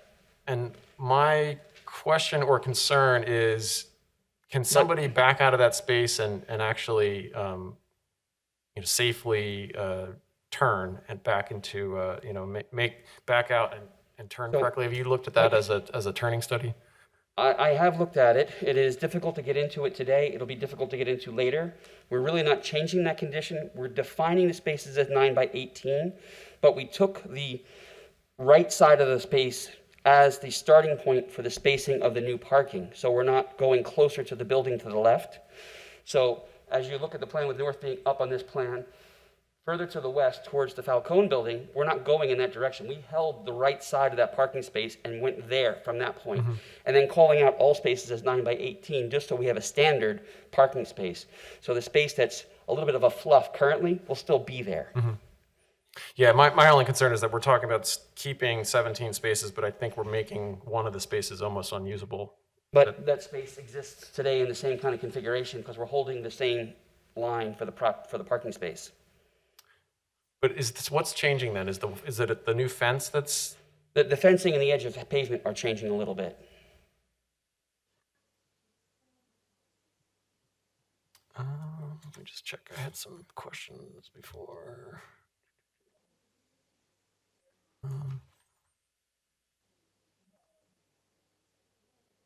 That's all my questions. Thank you. Thank you, Jesse. Mr. Rhodes, Bill, do you have any questions? Yeah, hi, Tammy Ray, I question, what is the height for the overhang of the proposed addition over the parking lot? I don't have the architectural drawings in front of me, but we're matching the existing second floor and basically bringing that out. So we're going to have over 9.5 feet of space for any kind of van or anything to park in that space, but I don't have an exact number for you. Okay, do you know how tall a township trash truck is? We're looking at two different pieces of the puzzle here. The parking area for vehicles will go under the projection. A trash truck will pull straight up in the driveway and not be under the building. And so how will they access the recycling and trash enclosure? They will not be able to pull the truck immediately adjacent to that part of the building? They cannot do it today either. Right now, the trash is laying up on the back side of the building, as I'm pointing the finger on the plan here. So it's on the north side. We got a little bit of hatching marks on our plan, and we're going to be pulling that closer to the drive aisle where the trash truck will be and putting it in an enclosure so it's screened from the public. So in that, on Exhibit A11, that three-sided black square on the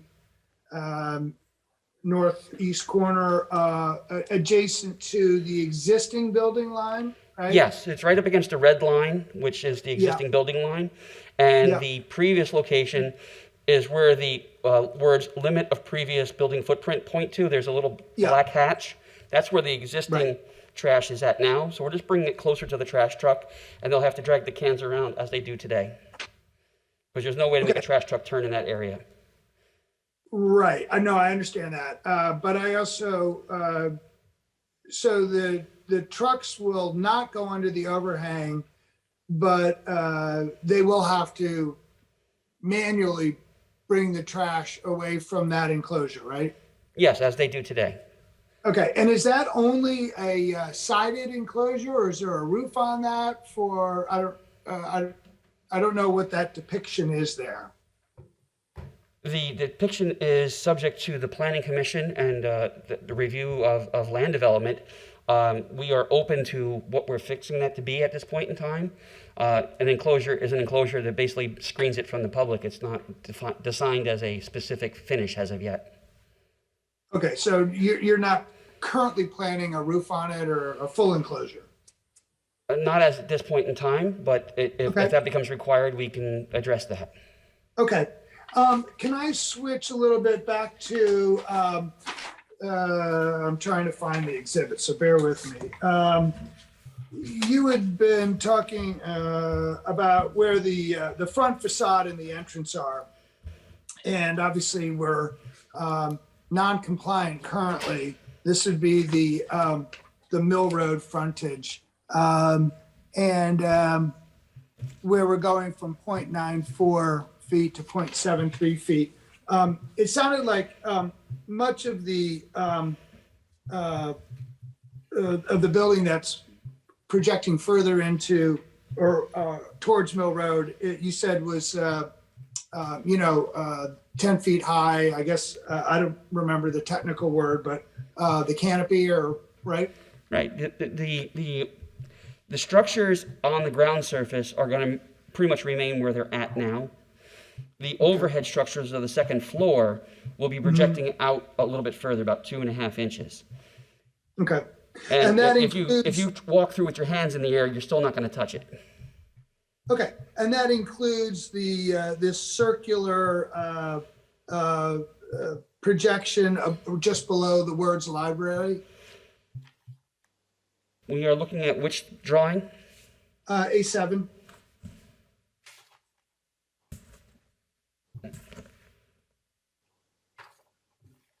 This, yeah, Tammy Ray, if you go to your Oh, this one. exhibit packet, it's one Yeah, of this the, A7. yeah, it's one of the drawings renderings we presented with Lee. Yes, that's what we're talking about at that circular piece there with the word library on it. And so that's only projecting a couple inches out further than it currently does? Yeah, what we have is the current building has a overhang on it already. And you can walk underneath, and there's columns, and then there's the entrance of the building. So when we finish this, that area right now is 1.1 feet from the property line, and it'll be reduced to 0.73. So our net is going from 0.94, which is the rear of the building, by the mechanical wall with the louvers on top, or expanded metal, great, versus the 0.73, which is going to be at the actual entrance now. So it's going to be a little bit further from the 1.1 to 0.73, but the net, as a variance request, is about 2.5 inches. Okay, thank you. And then let's talk about this same rendering or depiction on A7 shows what appears to be 3 steps that come down from the entrance to the sidewalk. Am I looking at that correctly? Yes. Okay, and do those stairs or steps project equally with the curved overhang, or are they inset further, or do they project further out? That would be within 5 feet of the building line typically, and I would defer to the architect. And I've not done any grading on this as of yet, so I can't actually answer that question. Okay, so when you were doing your, the front yard setback for Mill, you were not running any calculations off the stairs or the steps? I did not. Okay. I was using the architectural footprints, and I didn't see any problems with that projecting. I'm assuming at this point in time, based on the curvilinear pattern of it, that they all match. They're in the same plane vertically. Okay. I think for council, if that estimation is not correct, you'll correct the record? Yeah, that's correct. And I would just add, to the extent that we're fortunate enough to get relief, we're going to be stuck to 0.73. Correct, but I want to Yeah. make sure the record previously had been focused on the overhang and the canopy and the projections at 10 feet height off the ground. I want to make sure that the stairs, the steps as depicted are in line with those same analyses. Okay. And then Tammy Ray, I think you did answer it. I just want to double check the number of columns that project away from the side of the building and under the addition. In other words, things that a car needs to be concerned with hitting or backing into. We're talking about 3 on the east side of the building and 2 on the north side of the building.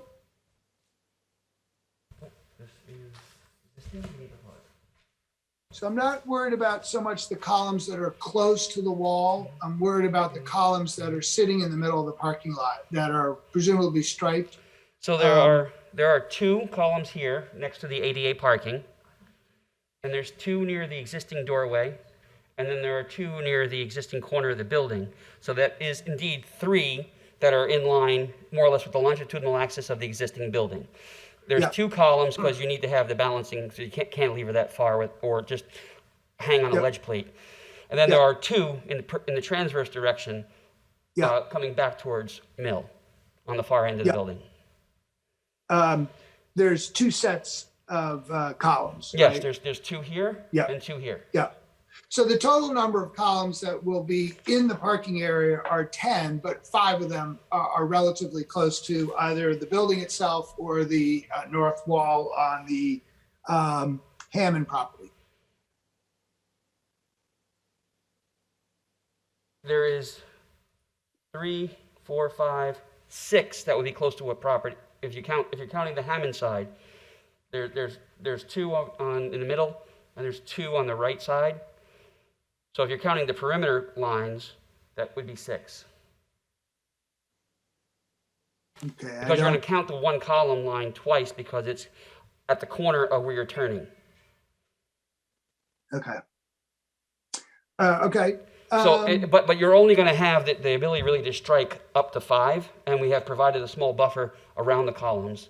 And we've talked about using concrete columns and having steel inside of that to be able to handle any loading. Mm-hmm. Okay, and then you were here during Lee's testimony. Was there any? There had been several questions. I'm not sure which ones they were that they wanted to defer to you. Were you in the room during that? I was. Is there anything that you wanted to add to the record, the responses to some of those earlier questions that were being reserved for you? I believe I actually answered them already. Okay. Okay, I don't have any other questions, but thank you very much. Mr. Rhodes, I could clarify the stair issue for you the best that I can. It seems as though the stairs will protrude slightly further than the canopy into the setback. Less than a foot, I don't know the precise dimension. But I'm fairly certain that there's no zoning relief required for that. I think it's a permitted projection into the yard requirement, which is why the relief has been measured to the building itself. Okay. Okay. Yeah. Tammy Ray, if I may ask you one question, you had testified that you thought that the requested variances were sort of the minimum that you would need for this project. Is that fair? I don't want to put words in your mouth. I have testified that any addition or renovation here would require a variance, and that we are seeking the variances necessary based on a dimensional standard. Yeah, right. I got it. Although we have a different thing to worry about, which is are you requesting the least amount of relief? By my, by my count, you have, the applicant has requested 8 variances. Is that right? Yes. If you were to build vertically by adding a floor and not extending outward any further than the building currently is, you would need a variance, correct, for height? We would need a variance for height, yes. But that would, in theory, be the only variance that you would need for that type of development. No. No, okay. What other variances would you need if you simply added to the building vertically?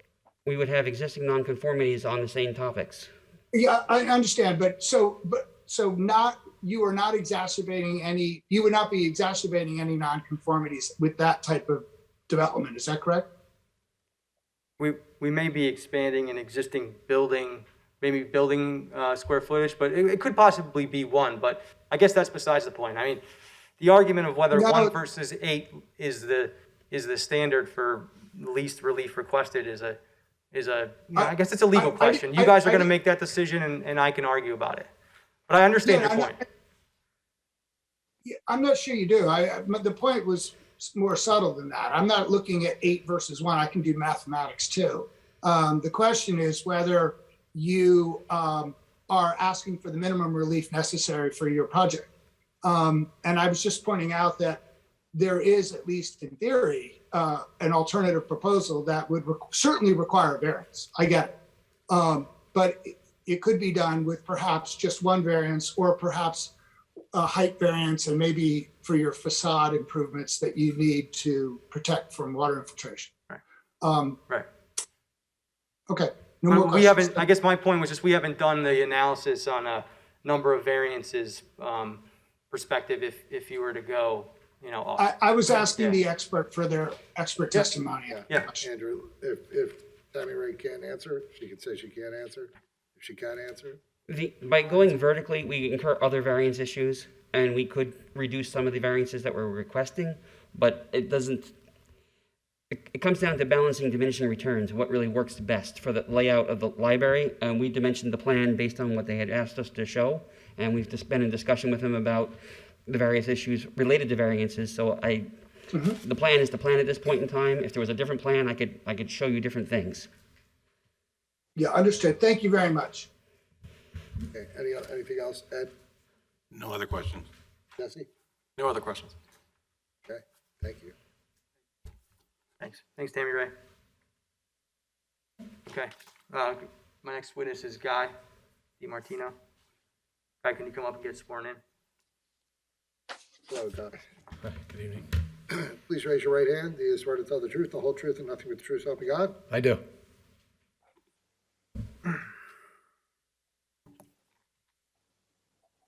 Guy, you are currently a professional engineer employed by Traffic Planning and Design, Inc., TPD, correct? That is correct. Okay.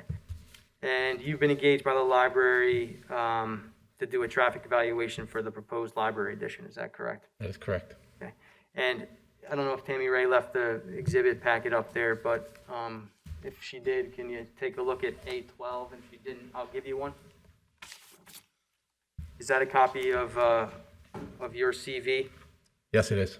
Okay. And can you describe for the board your educational and professional background?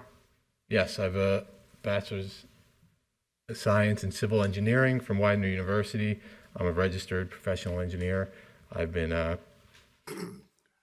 a regional leader in transportation planning at my firm, responsible for preparation of traffic impact studies, traffic evaluations, and all planning aspects of traffic. I've been with the firm for over 20 years. And you've provided testimony before zoning hearing boards and municipal governing bodies concerning traffic-related matters in connection with development projects, correct? That's correct. And have you previously provided testimony before this board? I have. And have you been recognized by zoning hearing boards, including this board, and other municipal governing bodies as an expert in the field of traffic engineering? Yes. And have any of your professional licenses ever been suspended or revoked? No, they have not. And are your licenses in good standing today? Yes. I would offer Mr. DiMartino to be recognized as an expert in the field of traffic engineering, general traffic engineering. And Guy, you've testified before this board before, right? That's correct. And been admitted as an expert. Yeah. So, Bill Malone, do you have any questions? No, we've recognized Mr. DiMartino before, and if there's been no change in his status in terms of suspension or revocation or certifications, I would see no reason not to accept him again in that limited capacity as a traffic engineer. Okay, unless there's discussion or objection from any of the board members, Guy will be admitted as a traffic guardian. Thank you very much. Guy, are you familiar with the library property and the surrounding road network? Yes, I am. Okay. And are you familiar with the nature of the proposed addition to the existing library that's proposed as part of this application? Yes. Okay, and if you turn to what's been marked as Exhibit A13, is this a copy of the traffic evaluation letter that you prepared in connection with any traffic impacts from the proposed addition? Yes, it is. And as you note in your letter, there's currently 17 parking spaces existing on the library property, and after the proposed addition, there'll be 17 parking spaces, correct? That's correct. And we covered this with Tammy Ray, but is your understanding that the existing spaces along the eastern property line are going to be relocated so that they're adjacent to the building and under the proposed addition? Yes. And access to the site is via driveway onto Mill Road. But in connection with the proposal, is your understanding that driveway is going to shift to the east? That's correct. Okay. Now, with reference to your letter, can you just summarize for the board your trip generation analysis and the conclusions that you reached with respect to the proposed addition? Sure. We evaluated the trip generation of the library and the related proposed expansion that we're discussing this evening based on the weekday PM peak hour, which is a 1 hour time period, commuter time period, which is typically you evaluate the commuter period when this coincides with when the most traffic is on the surrounding roadways. The reason we did not evaluate the morning peak hour, which is also typically evaluated, is because the library doesn't even open till 10 a.m. on any given day. And in fact, even on Sundays, during the summer months, it's closed. So we focused on the weekday PM peak hour. When evaluating trip generation, there's two ways you can do it. One is conduct counts at the facility, either an existing facility or a similar facility, or use the industry standard ITE trip generation manual. Given the timing that we were preparing this, it was in the spring. The high school and middle school were operating on half-day schedules. We're in the midst of COVID, impacting people's behaviors. So we chose not to perform traffic counts at the existing facility, and rather we utilized industry standard data to evaluate the trip generation. In doing so, the industry standard data is based on square footage. So as you've heard in prior testimony, it's a net increase of just over 5,000 square feet as a result of just a mathematical calculation based on the industry standard data. That results in an increase of 44 trips during the weekday PM peak hour. Those 44 trips they encompass all type of trips. I mean, we're all aware of the setting that this is located in. It's a walkable community. Students certainly come from the high school and middle school. So those 44 trips include vehicle trips, pedestrian trips, people that bicycle to the library. And with that, based on those 44 trips, we don't feel that the proposed expansion will have an impact on the operations of the surrounding intersections. And you're also aware of the parking deficiency today of 15 parking spaces, is that correct? That is correct. Okay. And the proposed addition is going to result in a parking deficiency of 21 parking spaces, correct? Correct. Okay. And so the proposed addition requires 6 additional parking spaces, is that right? That's correct. And has the library asked you to take a look at the adequacy of parking available to the library? Yes. And did the library provide you with some information that it's collected over time regarding available on-street parking in the vicinity of the library? Yes. And did you visit the library and the neighborhood surrounding the library to observe for yourself and verify the information the library provided you? I did. Okay, can you describe for the board what you observed? Right. So the library identified a number of roadways in close proximity where on-street parking is permitted. Certainly along Darby Road, from Gulf Road down to Strathmore Road, I'll say the site side of, or the eastern side of Darby Road. There's on-street parking in that area. Some of those spaces are metered in the area in front of Chenzo's. Those are metered. The others are not. As you come south on Darby Road between Mill and Strathmore. On the opposite side of Darby Road, again, there's on-street parking that's available and permitted. And then also along Yale and Harvard Road for a one-block section between Darby and Dickinson along both of those roadways, there's parking. We didn't extend further down those roadways just because it's probably unreasonable that somebody would park further away than walk to the library. And then also in Dickinson's fairly close. That's probably about 700 feet from the library. Going to the other side, I'll call it the site side of Darby, there's a number of roadways in the area as well. Greenway Road, Beverly Road, certainly Gulf Road and Leadham Road, adjacent to the high school and middle school. Certainly during school hours, those are occupied, but during non-school hours, those spaces are available or more readily available than they are during the school hours.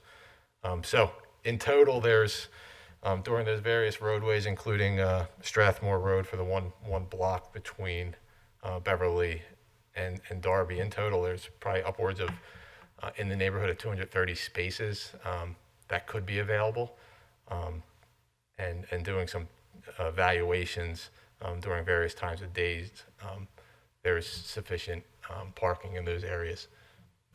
Okay. And did the library share information with you concerning how the library is staffed during business hours? Yes. Okay. And what information were you provided?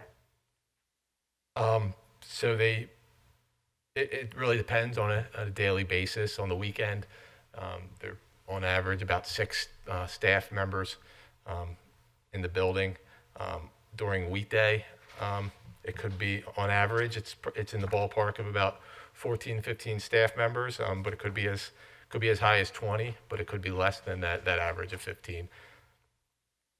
And do you know where the library staff are directed to park? Yes, on street. Okay, and even with the staff being directed to park on street and parking on the street, does that change your opinion regarding the availability or the sufficiency of on-street parking for the library? No, it doesn't. And you are aware that the library is occasionally made available for community meetings and community events, is that right? That's correct. Okay, and do you, have you learned from the library when those meetings or events are held typically? Yeah, it's my understanding they're mostly held in the evening, but there are certainly events that are held during, I'll call it during weekday business hours. Okay. And has the library staff communicated to you that when they hold any kind of community-type meetings or events or outside meetings or events, that they check the school calendar for events at the middle school and high school, and they do their best to make sure there's not any kind of scheduling conflicts which could tie up on-street parking? Yes, that's correct. Okay. And it's your understanding that they continue to carry out that practice moving forward, even if this proposed addition is constructed, correct? Correct. Okay, and so there's really no plan to change the way those community events or meetings or that community room is used today, is that, there's no way to change it from the way it's used today with the proposed addition, correct? Correct. All right, thank you. Those are all the questions I have for Guy at this time. Okay. Bill Rhodes? Yeah, hi, Mr. DiMartino. So I do understand that given the COVID situation, you didn't do trip counts. Have you observed the property professionally for the use of the parking lot and the how often cars have come and gone out of the parking lot? Yeah, so I mean, I'm very familiar with the site. I'm a user of the library. I'm familiar with the parking situation. I think your question is asking about, did we perform trip generation counts, which I noted we did not. I wasn't talking about so much about trip generation counts because as your report says, vehicle trip generation isn't the whole story here. So but I am just wondering about on-site parking availability generally. Right. You know, I'd like to hear what you think about, you know, how often, you know, do parking spots open up in a given hour? Right. I mean, as a user of the library, I mean, experiencing it, as I'm sure you are, I mean, the on-site parking, I mean, I admit it's not ideal, but the location of the library within the township, the walkability nature of the location, the proximity to the high school, to the middle school, the complementary parking that's available at the high school and the middle school is ideal, so that you're not providing excess parking within the township. So, I mean, there is opportunities for users of the library to park elsewhere if it's not on site. There's plenty of other available parking in close proximity. I think the users of a library, including myself, have expectations, or they're familiar with how it operates, and it functions appropriately just because of people's familiarity with the library's parking operations. You had testified earlier that I think you said about 235 spots available in the neighboring streets. What's the maximum distance from the library or the radius from the library that you use to come up with that calculation? Yeah, so it's I think the furthest away space that would be, I'll say at at Leadham and Golf. That would be the furthest point away, and that's roughly about 1,000 feet. So at Leadham and Golf is the stairs at the back of the corner of the high school to go towards the track. Mm-hmm. So a little under a quarter mile is the way Correct. you measure walking distance, and obviously for small children that might be a tall order. The library in your reports opens at 10 o'clock, and what time does it close? It varies daily, Monday through Wednesday. It closed at 9 p.m. Thursdays, like this evening, closed at 6 p.m. Friday and Saturday, 5 p.m.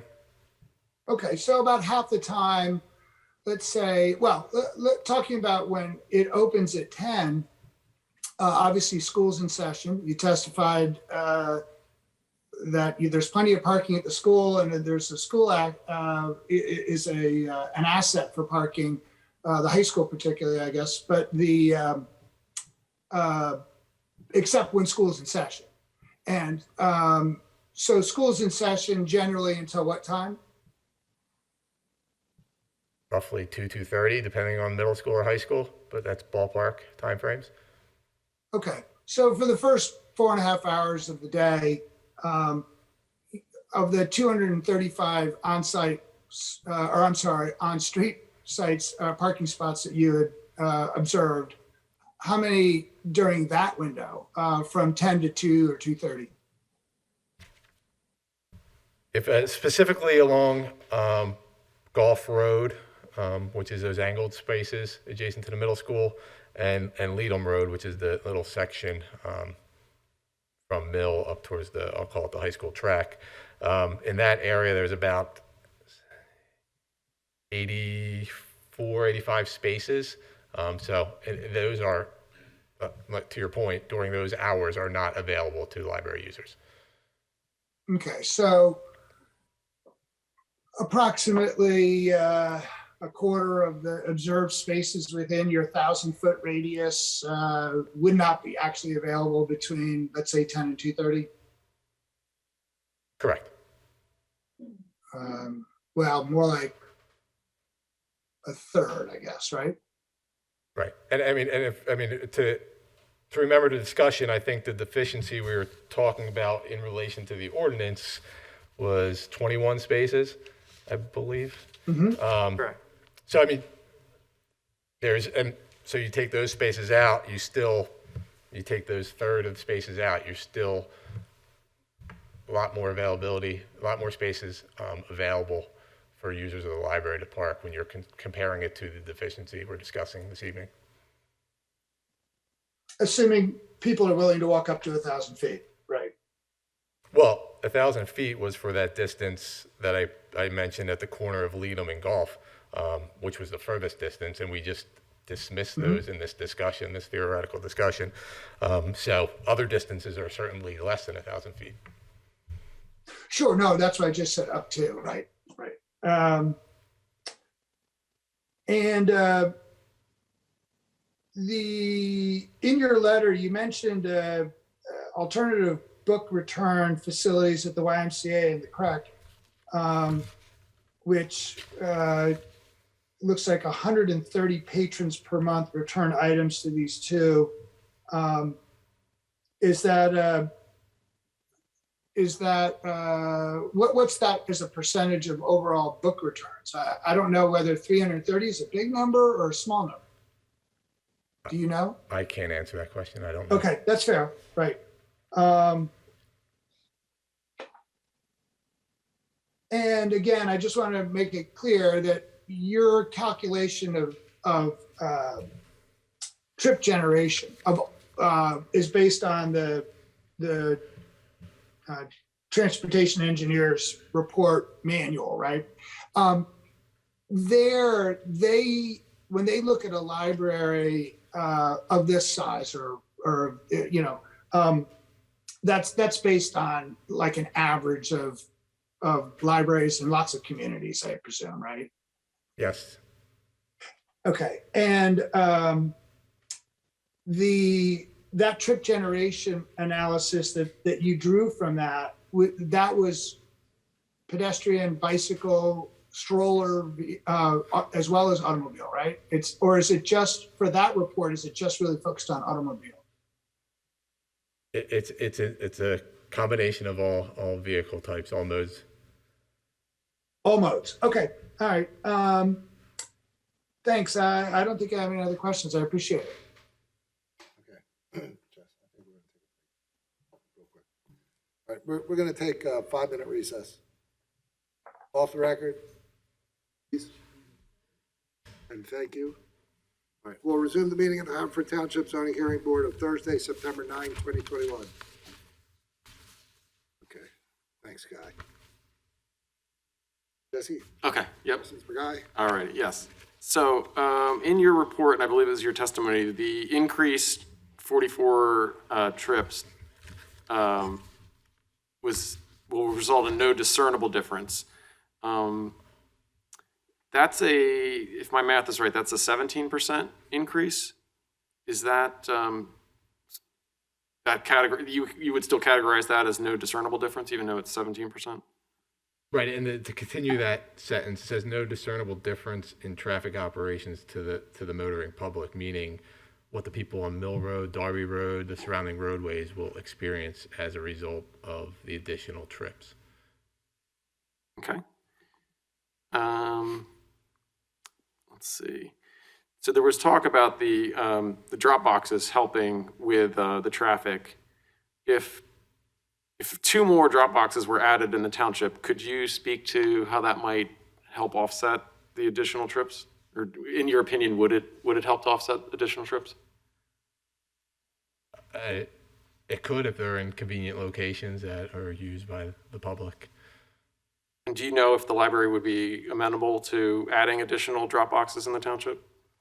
Have you had any conversations about that? I would defer to the library on that. Okay, fair enough.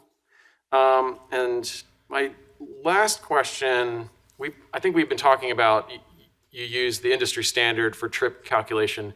Is there any way, in your professional opinion, to judge or measure a newness factor? Like if this, if the library is completely renovated for the first time in multiple generations, I would assume that there's going to be a lot of increased excitement, and the people who haven't gone to the library in a long time are going to all of a sudden come to the library to see the new library. And I would assume that excitement and newness factor would last for a significant amount of time.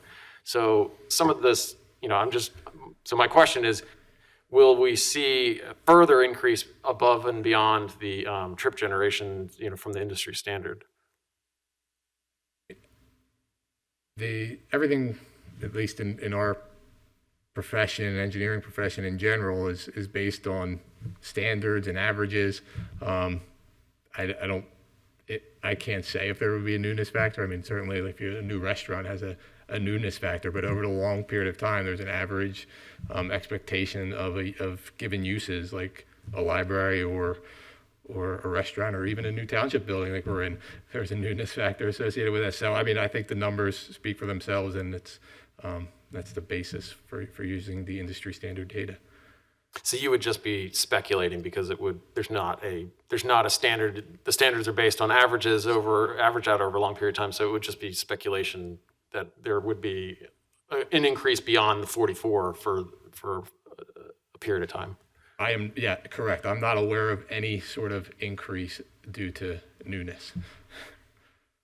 I don't have anything else. Bill, do you have any other questions? You're muted, Bill. Apologies. No, thank you. Ed, anything else? Excuse me? Do you have any other questions? Yeah. My questions are, 3 of them here. What did you say the maximum number of employees were for the library at any given time? 20. So we don't even have enough parking spots on site for the 20 employees, let alone visitors. Did the library board or staff ever discuss with you parking as being an issue, why they wanted to relocate the library in the past? I haven't been involved in any discussions about any other locations. So when they were giving you their study, parking was never an issue for them at this building? I've only evaluated this site. I didn't evaluate any other library sites. Okay, I understand that. But when you're trying to form your opinion on your traffic study about what's useful and what's not, we never had anybody ever come to us before and use on-street parking as an argument because the zoning code doesn't allow that. So I was a little surprised by that. Do you know with the resident streets in any of your traffic studies or research, whether residential properties benefit from having on-street parking available for their use? As a resident with on-street parking, I mean, I certainly know that it's public parking, but it's within the public right-of-way, but those oftentimes the spaces in front of homes are used by residents. Right. No other questions? Anything else, Justin? Okay. You have any other questions? I don't know. Okay. Thanks, Guy. Thank you. Just have one last witness to call. Okay. Phil Goldsmith. Phil, come on up and be sworn in. Hello, Phil. Good morning. Good afternoon. Please raise your right hand. Do you swear to tell the truth, the whole truth, and nothing but the truth, so help you God? I do. And your full name and the capacity at which you appear before the board? Philip R. Goldsmith. I'm president of the Board of Trustees of Haverford Township Free Library. Phil, how long have you been involved with the library? I was appointed to the board by the township commissioners in, I think it was May of 2017. And I was voted president in August of 2017 and then been revoted in the past 4 years. Our term ends up in May of each year for our officers, so I was been reappointed ever since then. And in your time with the library, is it safe to say you've become intimately familiar with the subject matter of this expansion and the other options that have been evaluated by the library? Yes, I have been. Okay. I just want to hit on a couple of topics with you, Phil, particularly in response to some of the prior testimony with the hope that you can add some additional information and some color to the record from the library's direct perspective. But let's first for a moment talk about Brookline School. You were involved with evaluating the potential use of Brookline School for a library facility, is that correct? Yes. Okay. Okay, and can you speak to some of the consideration? There was a question, I think, at the first hearing Yeah. about that, and I don't know that Lee had the details, but can you talk about some of the considerations that went into the decision not to move the library to that facility? Yes, I want to put it in the proper perspective here. We were working on our plans for renovation when I received a call from the chairperson of the commissioners at that time, I think it was Bill Wexler, about coming to a meeting at the township building. And there were about 3 or 4 other commissioners there. And they had said that the school district had approached them about the Brookline school, whether would the library have any interest in looking at using the Brookline school as opposed to where we were.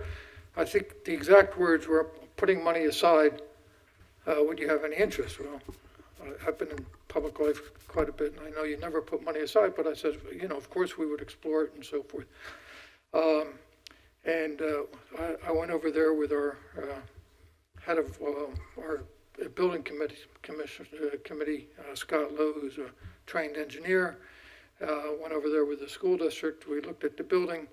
We loved the look. We loved the site, but it became very apparent that there were a couple issues with the site. We could not use the playing fields. The playing fields, if we got the site, was off limits. That was a deal that was, I guess, made with it between the township and the school district. So that really cut the size of what we thought might be available. When we went into the building, it was clear that it needed a lot of work. The school district had, on its own, had come up with a price tag of $10 million just to bring it up to code and so forth.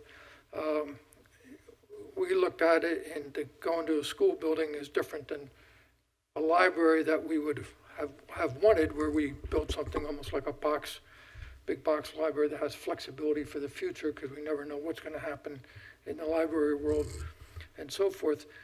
And then the advantage that we saw was the topic we're talking about now, was parking.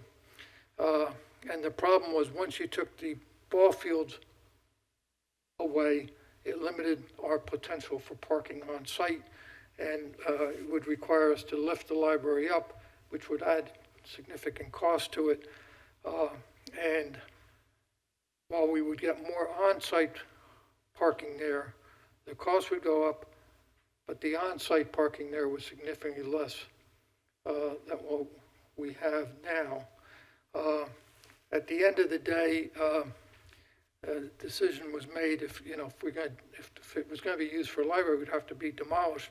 And then that created a whole bunch of noise and so forth. It wasn't a library decision, but it was a decision that we said we would only be interested if we could build anew and build something that would fit the library for the future and so forth.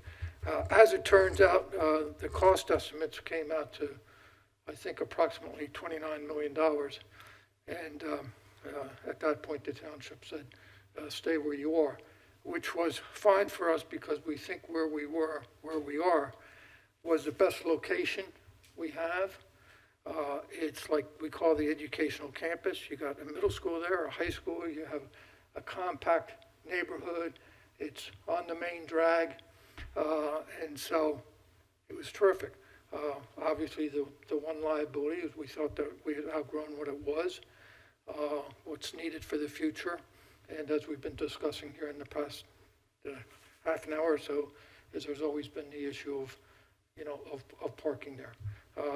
But the decision was made for us. It wasn't a decision that we made on our own. Was that that site would not be available for the library, so we were going to be where we were.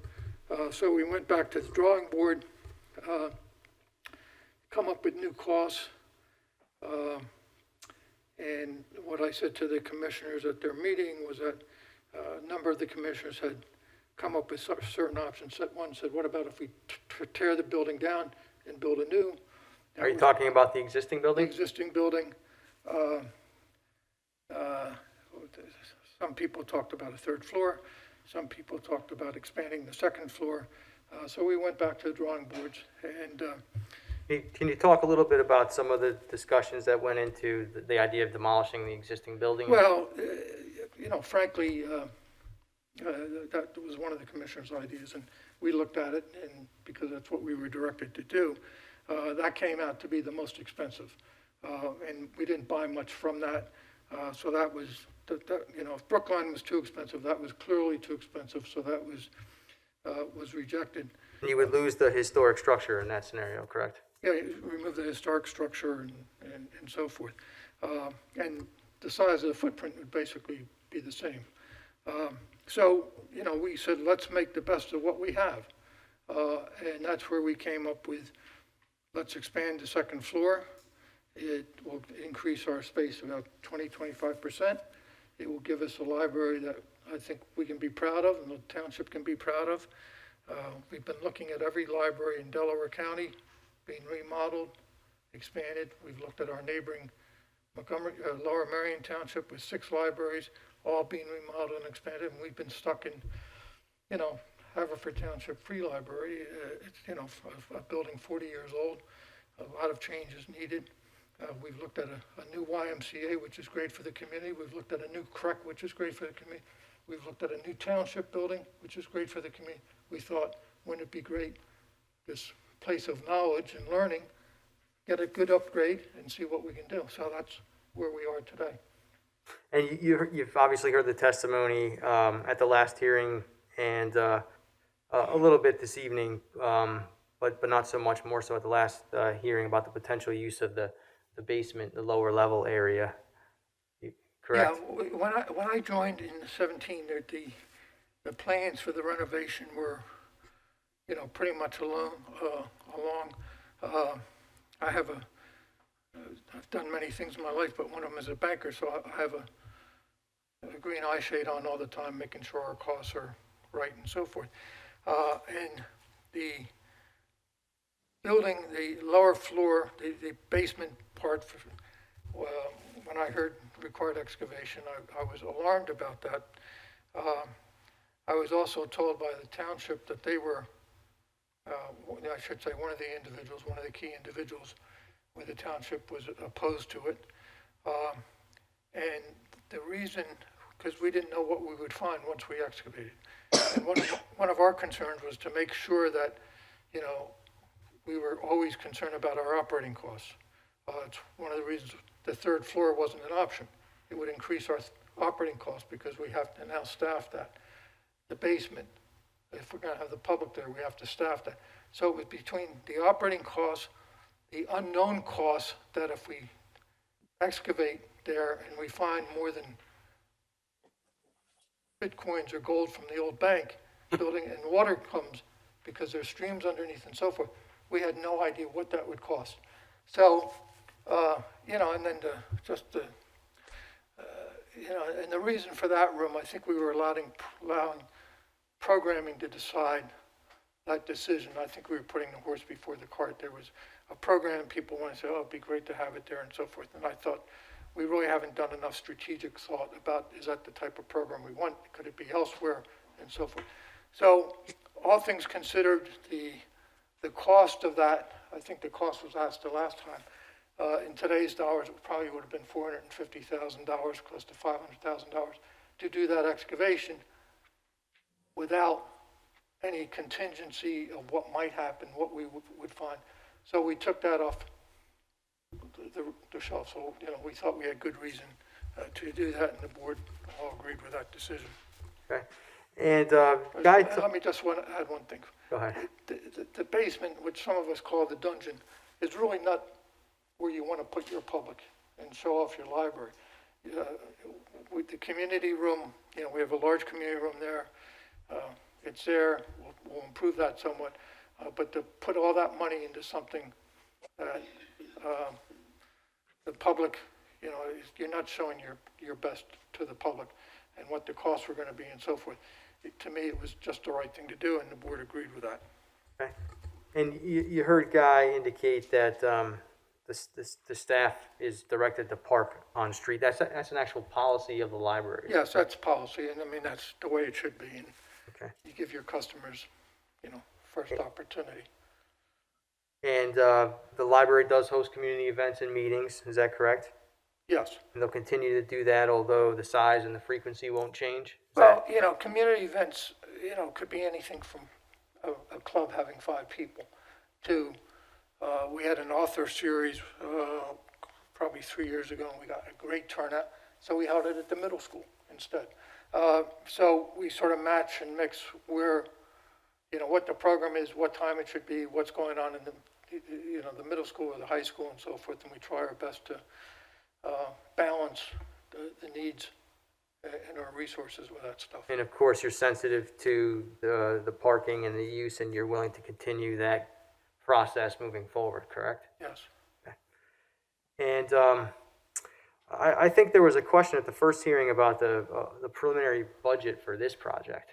Do you have any information on that, just to kind of Well, close the loop there? the preliminary cost that we presented to the township was $16.5 million.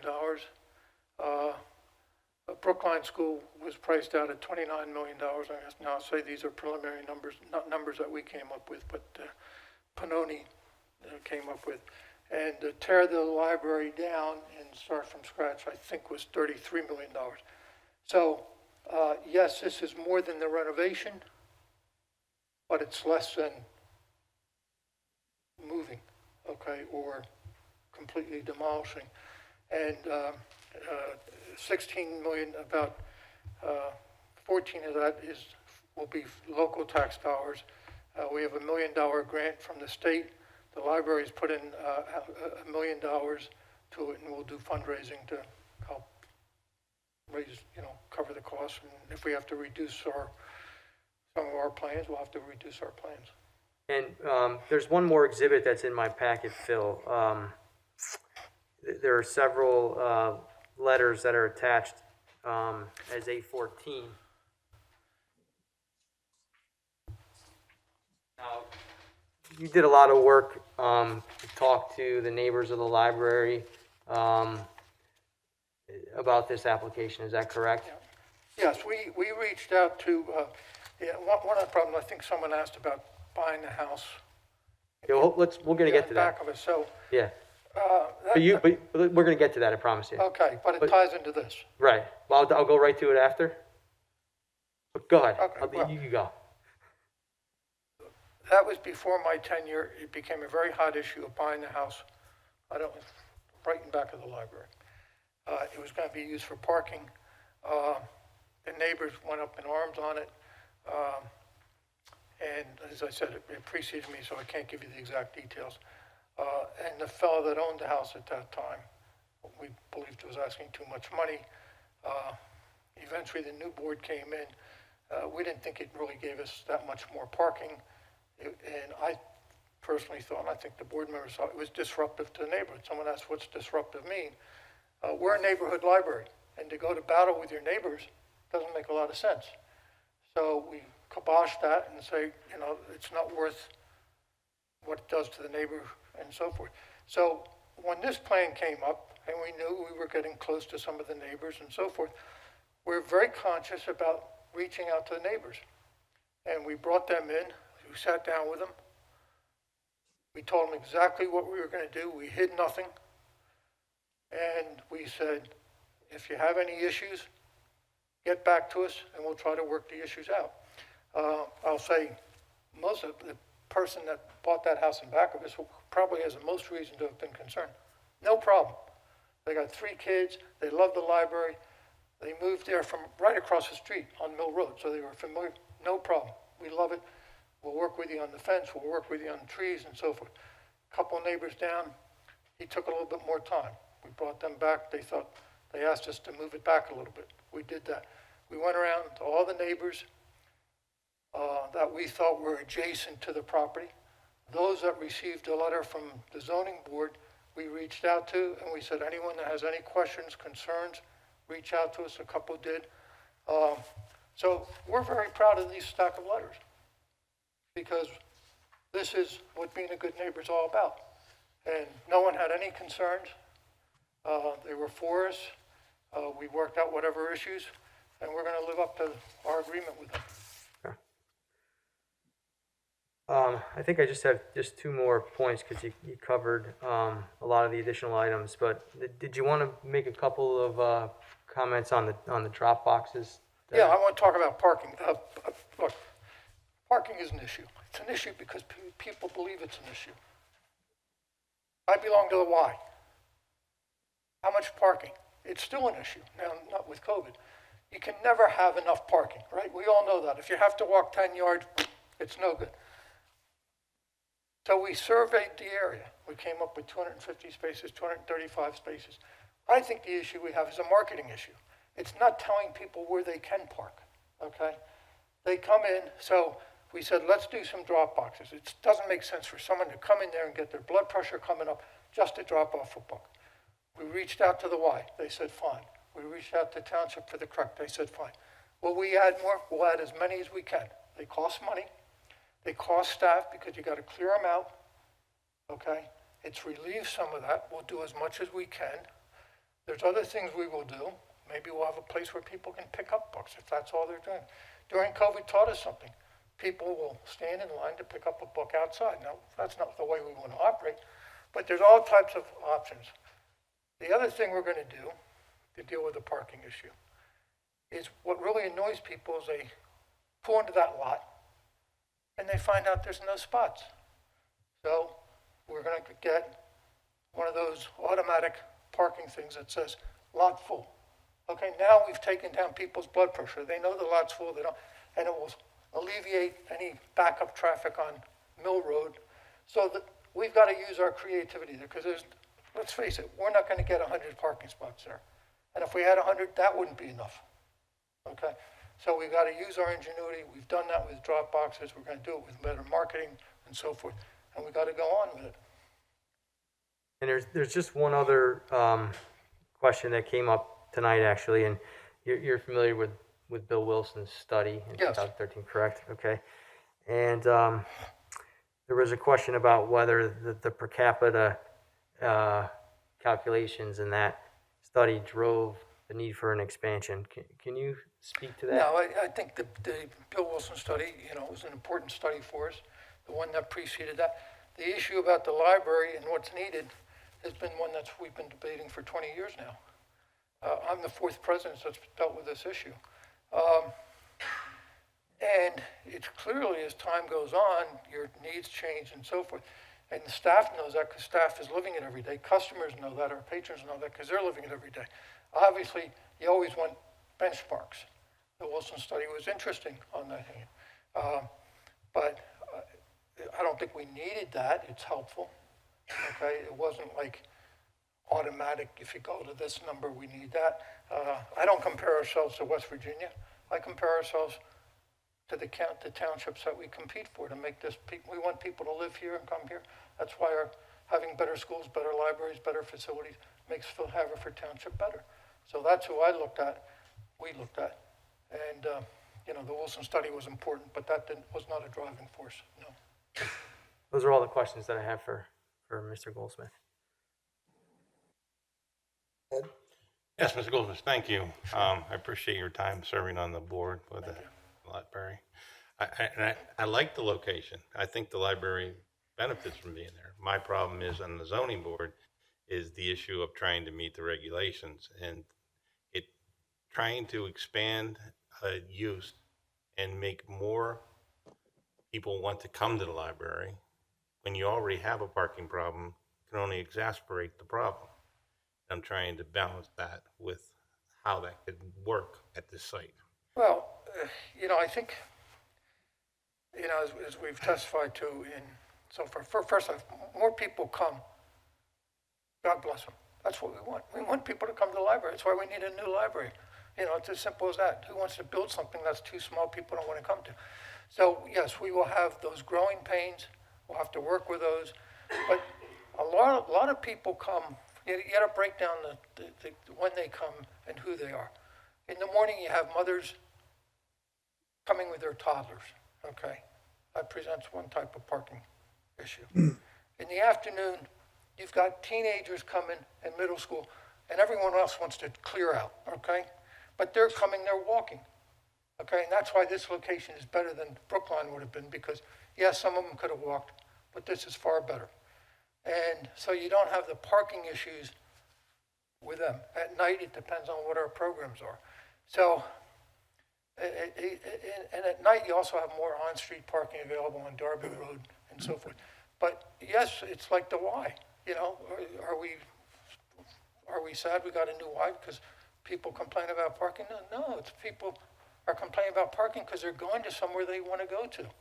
And so, yes, it creates issues, and we're going to have to live with them, we're going to have to work with them, and I think be creative in dealing with them. But I think we're at the right place, we're doing the right thing, and I think the public, you know, is supportive, and the neighbors are supportive. So I'm probably not answering your question as much as giving a No. speech, but, you know. You are answering my question. The other part of that, though, is that, I don't know, the library board looked at any other agreement. A lot of people have come here with parking issues. I have tried to make arrangements with other lot owners that try to rent space to be able to have it available Yes, for their employees and we- things. we've looked at that, we're still looking at it. We talked to someone just the other day, I can't mention, you know, who has some potential parking at night. You know, we have other ideas, but I don't want to mislead you folks and say that we have a magic answer to it. We don't, okay? And it's going to be an issue, and we got to work on it, because it is an irritant. People still come to the library, but it's an irritant, and we've got to keep on working at that. Thank you very much. Jesse? Yes. Hi, Mr. Goldsmith. Thank you also for your service, and appreciate all your time and energy you've put into this during your tenure. And let's see where to start. Thank you for bringing up several of my questions from before, and so we got answers to those. Back to the issue of adjoining properties. So you talked about the house. Have you ever in your time, or are you aware of previous to your tenure, looking at the opportunity to expand into the quote Falcone properties along Darby? Yes. I was not there personally. I've looked at the records of it. We engaged someone to look at the records. I think maybe talk to a couple of people. And the asking price was too much for us, and it would be a cost to the township because they would lose tax ratables. So that never, that was not pursued beyond that point. But yes, we have looked there. And back to the Brookline School, was it ever studied? Did you ever engage an architect to study the use, the reuse of the building as it? For the existing building? Yes. No, we just, as I said, Scott Lowe's, our building chairman, Scott Lowe's, not here today because I think he's testifying on some, but he's looked at it and he just said, you know, it's going to be, I mean, it's $10 million just to get it in shape, to forget about doing any of the reconstruction or whatever. And I thought it would sort of presented the same issue we have with the bank. You know, every time you want to do something, it means dealing with this wall and that wall and so forth, and it becomes, we just thought, it's 3 floors, was it 3 or 4 floors? It would have added costs, it wasn't the right layout. Did we love the building? The brick, the stone? Absolutely. We would have used some of that stone. But as a library itself, no. The $10 million figure, I've heard that also from the commissioners' meetings. That was, to your knowledge, who generated that estimate? The estimate of To bring it up to code. $10 million. Well, Ken Matthews worked for the school district. His firm really generated that, and then the township engineer Pannoni, they confirmed that. I don't know if he did it himself or just looked at the numbers, but that's what the numbers that we were working with, the township was working with. to my knowledge, Pannoni is the civil engineer, so not to slight civil engineers, but I've always wondered why an architect or, cost estimator wasn't brought in to look at that. So I've always had questions about that $10 million number. I mean, I presume the school district looked at it because if they're going to decide to make it a usable school again, that's what they had to go through, and they gave it to the township. So you referenced Lower Merion having 6 libraries, and we talked about this at the first meeting, but have you guys ever considered, and I believe the testimony from Mr. Wilson was that this township is at the tipping point of where you would look to do a branch system. Have you guys talked about a branch system? Yes, we have talked about it. It's one of the things, I used to run the branch system for PNC, so I'm familiar with branches, and so my first thought was, well, maybe we need a branch somewhere and so forth. But it's complicated legally. We'd have to get permission from Delaware County Library System. They were sort of looked askance at it because it meant giving us more money and so forth. And again, it gets into the staffing issue and so forth. There are things that we can do. As you know, banks have set up shop in supermarkets. There's things like that we might be able to do, not provide full service library services, but like we're doing with the book drops. And so there's ideas like that, but a branch system would be too complicated and too costly, I'm afraid. From an operational standpoint, mostly? Operational, and if you're going to build it or convert it and so forth, we're back to spending capital dollars. I guess I'm thinking, long term, where's their space, right? There's very little space available to you on this site. Right. And there are buildings in the township that currently sit empty. And so my next question is, has the comprehensive plan for the township is finally getting back underway. Has the township involved you in the comprehensive plan? I think I talked to someone, I think they had a consultant or someone helping them, and I think at one point I talked to them, but as far as I know, that's about the extent of it, yeah. Did they talk about use of other buildings in the township, like perhaps the old township building? I don't think so. No. Is that something you guys would be interested in exploring and looking at? After we do this, yeah, if we continue to grow.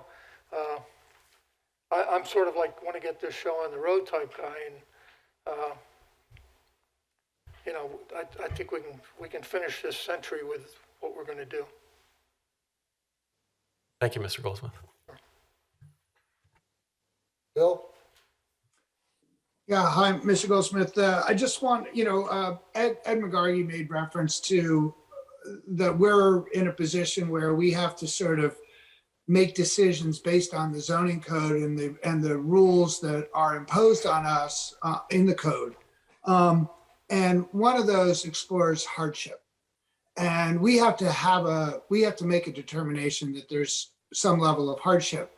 And typically the code requires us to look at that from a perspective, the unique physical circumstances or conditions, including it gives examples, irregularity, narrowness or shallowness of a lot, or exceptional topography or other physical conditions peculiar.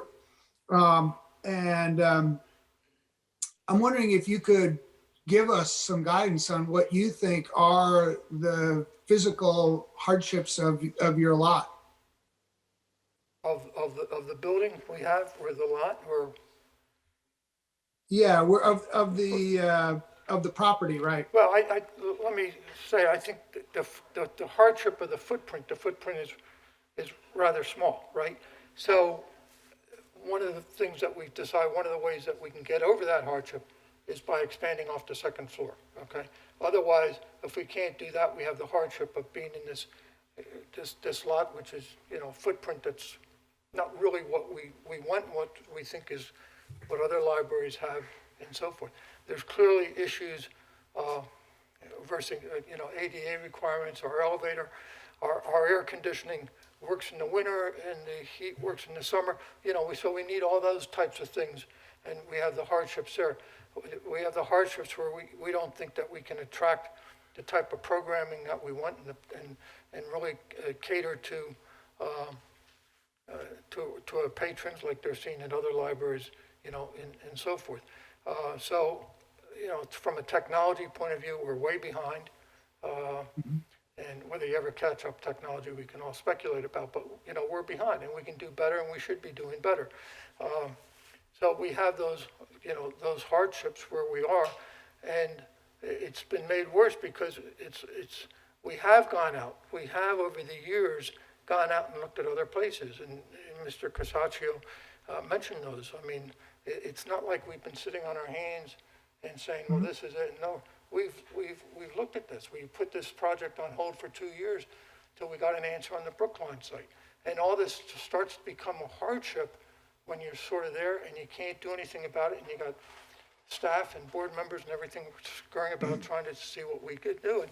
And so we have looked elsewhere, and we're in this place. We think we've come up with a creative way to expand our building by 25%, and we've done so without any objections from the neighbors. I mean, that's fascinating. That's a testament to what people, to the library and to the people's concern and desire and need for a library, that they all got behind us, even though, we're closing up to them.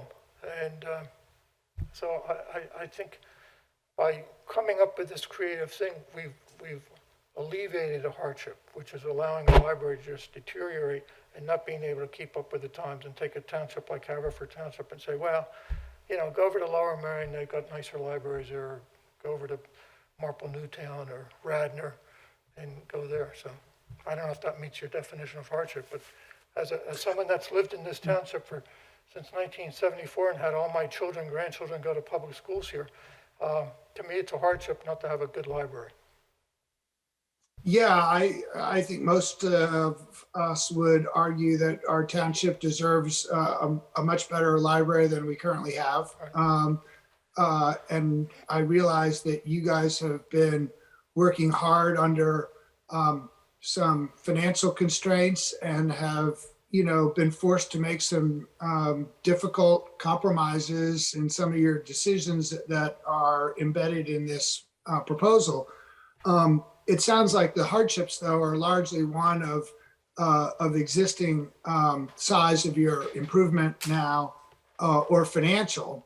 And we have to sort of look at the hardships that from a code perspective. So I appreciate the answer. I do. And I understand what you guys are up to, but this is all about compromise, right? And we think we've compromised, we've been forced to, we've compromised by saying, okay, the township's not going to put up this amount of money to go to Brookline or some other place. So we just want this little addition here, which the neighbors are fine with. And yes, we require variances. And you guys have the power to do those variances. And it's a compromise. We understand that. I've been in government. I understand about compromise and trying to make things work with what you have. Is that it, Bill? Yeah, I'm done. Phil, what would your intention be for the basement? For the basement? Yes. We would probably use it for storage. I mean, we have Friends of the Free Library. They do work down there. We have supplies down there. We would use it for non-public type stuff. So you're never going to rent it out for any purpose? No, we wouldn't rent that out. No. Now, the community, the large community room, which will be fixed up somewhat, that we could. That's downstairs. That's downstairs. That's what I mean by the basement. But that room, we do, our policy is for nonprofits. If you're a resident of Haverford Township, and I think Delaware County, if you're a nonprofit, we don't charge. Okay, we ask for a donation. If you're for-profit, we do charge. Now, obviously, for the past 2 years, we haven't been. So what kind of functions would you envision possibly being there? Downstairs? Yes. When we have our annual meeting, we have it downstairs. We have book clubs down there. We have things like that. We have different programs. It's for programming. The Red Cross uses it for blood drives. So it has that type of How about any, like, social activities, parties, or anything like that? We haven't, yeah, we probably have done that, but we used to have a gala, and I don't think we ever had it down there. Yeah, that's library function. Yeah, I mean, library function. Rent it out to somebody wants to have a graduation party, so Yeah, we would consider that. We would consider that, yeah, sure. I mean, would you not consider it if we asked you to? Because that's like an X factor, right? It's something that Guy couldn't have factored into his traffic studies and impact for parking and all that stuff. oh, yeah, if we were told not to do it, yeah. I mean, we're not running out to do it because it's work for us and so forth. But if someone, if Jeff Bezos was getting married to someone else and he wanted to give us some money, we'd probably say, yeah, fine, we'll park your car somewhere. But I don't think we haven't gotten wedding requests or bar mitzvahs or anything like that. But we do have, library type events down there. Did you say you had another question, Jesse? Go ahead. Mr. Goldsmith, you mentioned the budget for this as presented project is 16.5 million, is that Yes. correct? What was the budget of the renovation only without the addition? Do you recall that? I think it was about 12 million. 12 million, Okay. thank you. So we're looking at basically a $4 million difference. Now, that's based on, if you'd asked me that 3 years ago, I'd give you a different number. Okay, so we had a different number 3 years ago, but we went back and put it at $2022. Escalation, Yeah. yep, Yes. understood, thank you. That is Jesse. Ed, do you have anything else? No one. Bill, anything else? No, thank you, Mr. Goldsmith. Thank you. Andrew? No, I just would ask that my exhibits be accepted into the record. I don't have any more They're admitted. testimony or witnesses.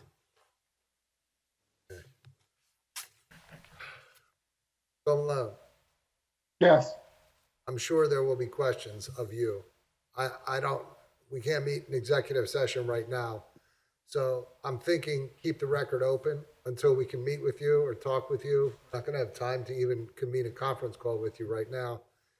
And then close it at the next, whenever I continue the case to. I mean, I hate to bring Andrew and the crew back from the library, but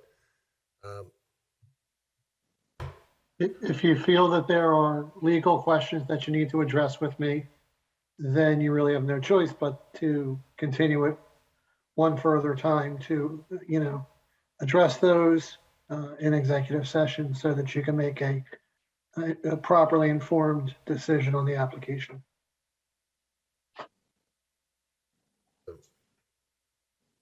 are you available on October 7th? Yeah.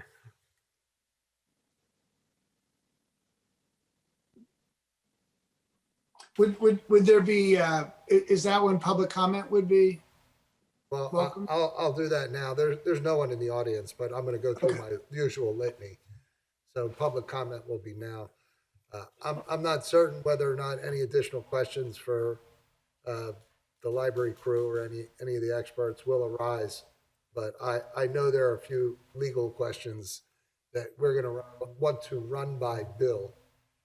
And rather than close the record and then have those discussions, to the extent we can rectify any of them or address any of them, I'd rather keep the record open, and I'm sure Andrew would agree. Yeah, absolutely. So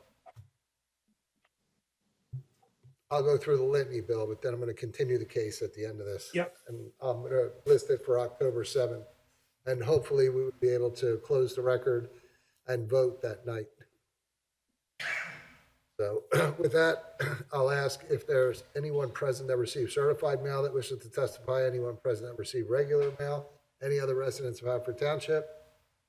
With that, we will continue this case to our October 7th hearing. Any other administrative matters? No, sir. Nothing else? We are adjourned at 10:55. Thank you. Thank you. Thank you all. Sorry it's a little here, but we'll get that.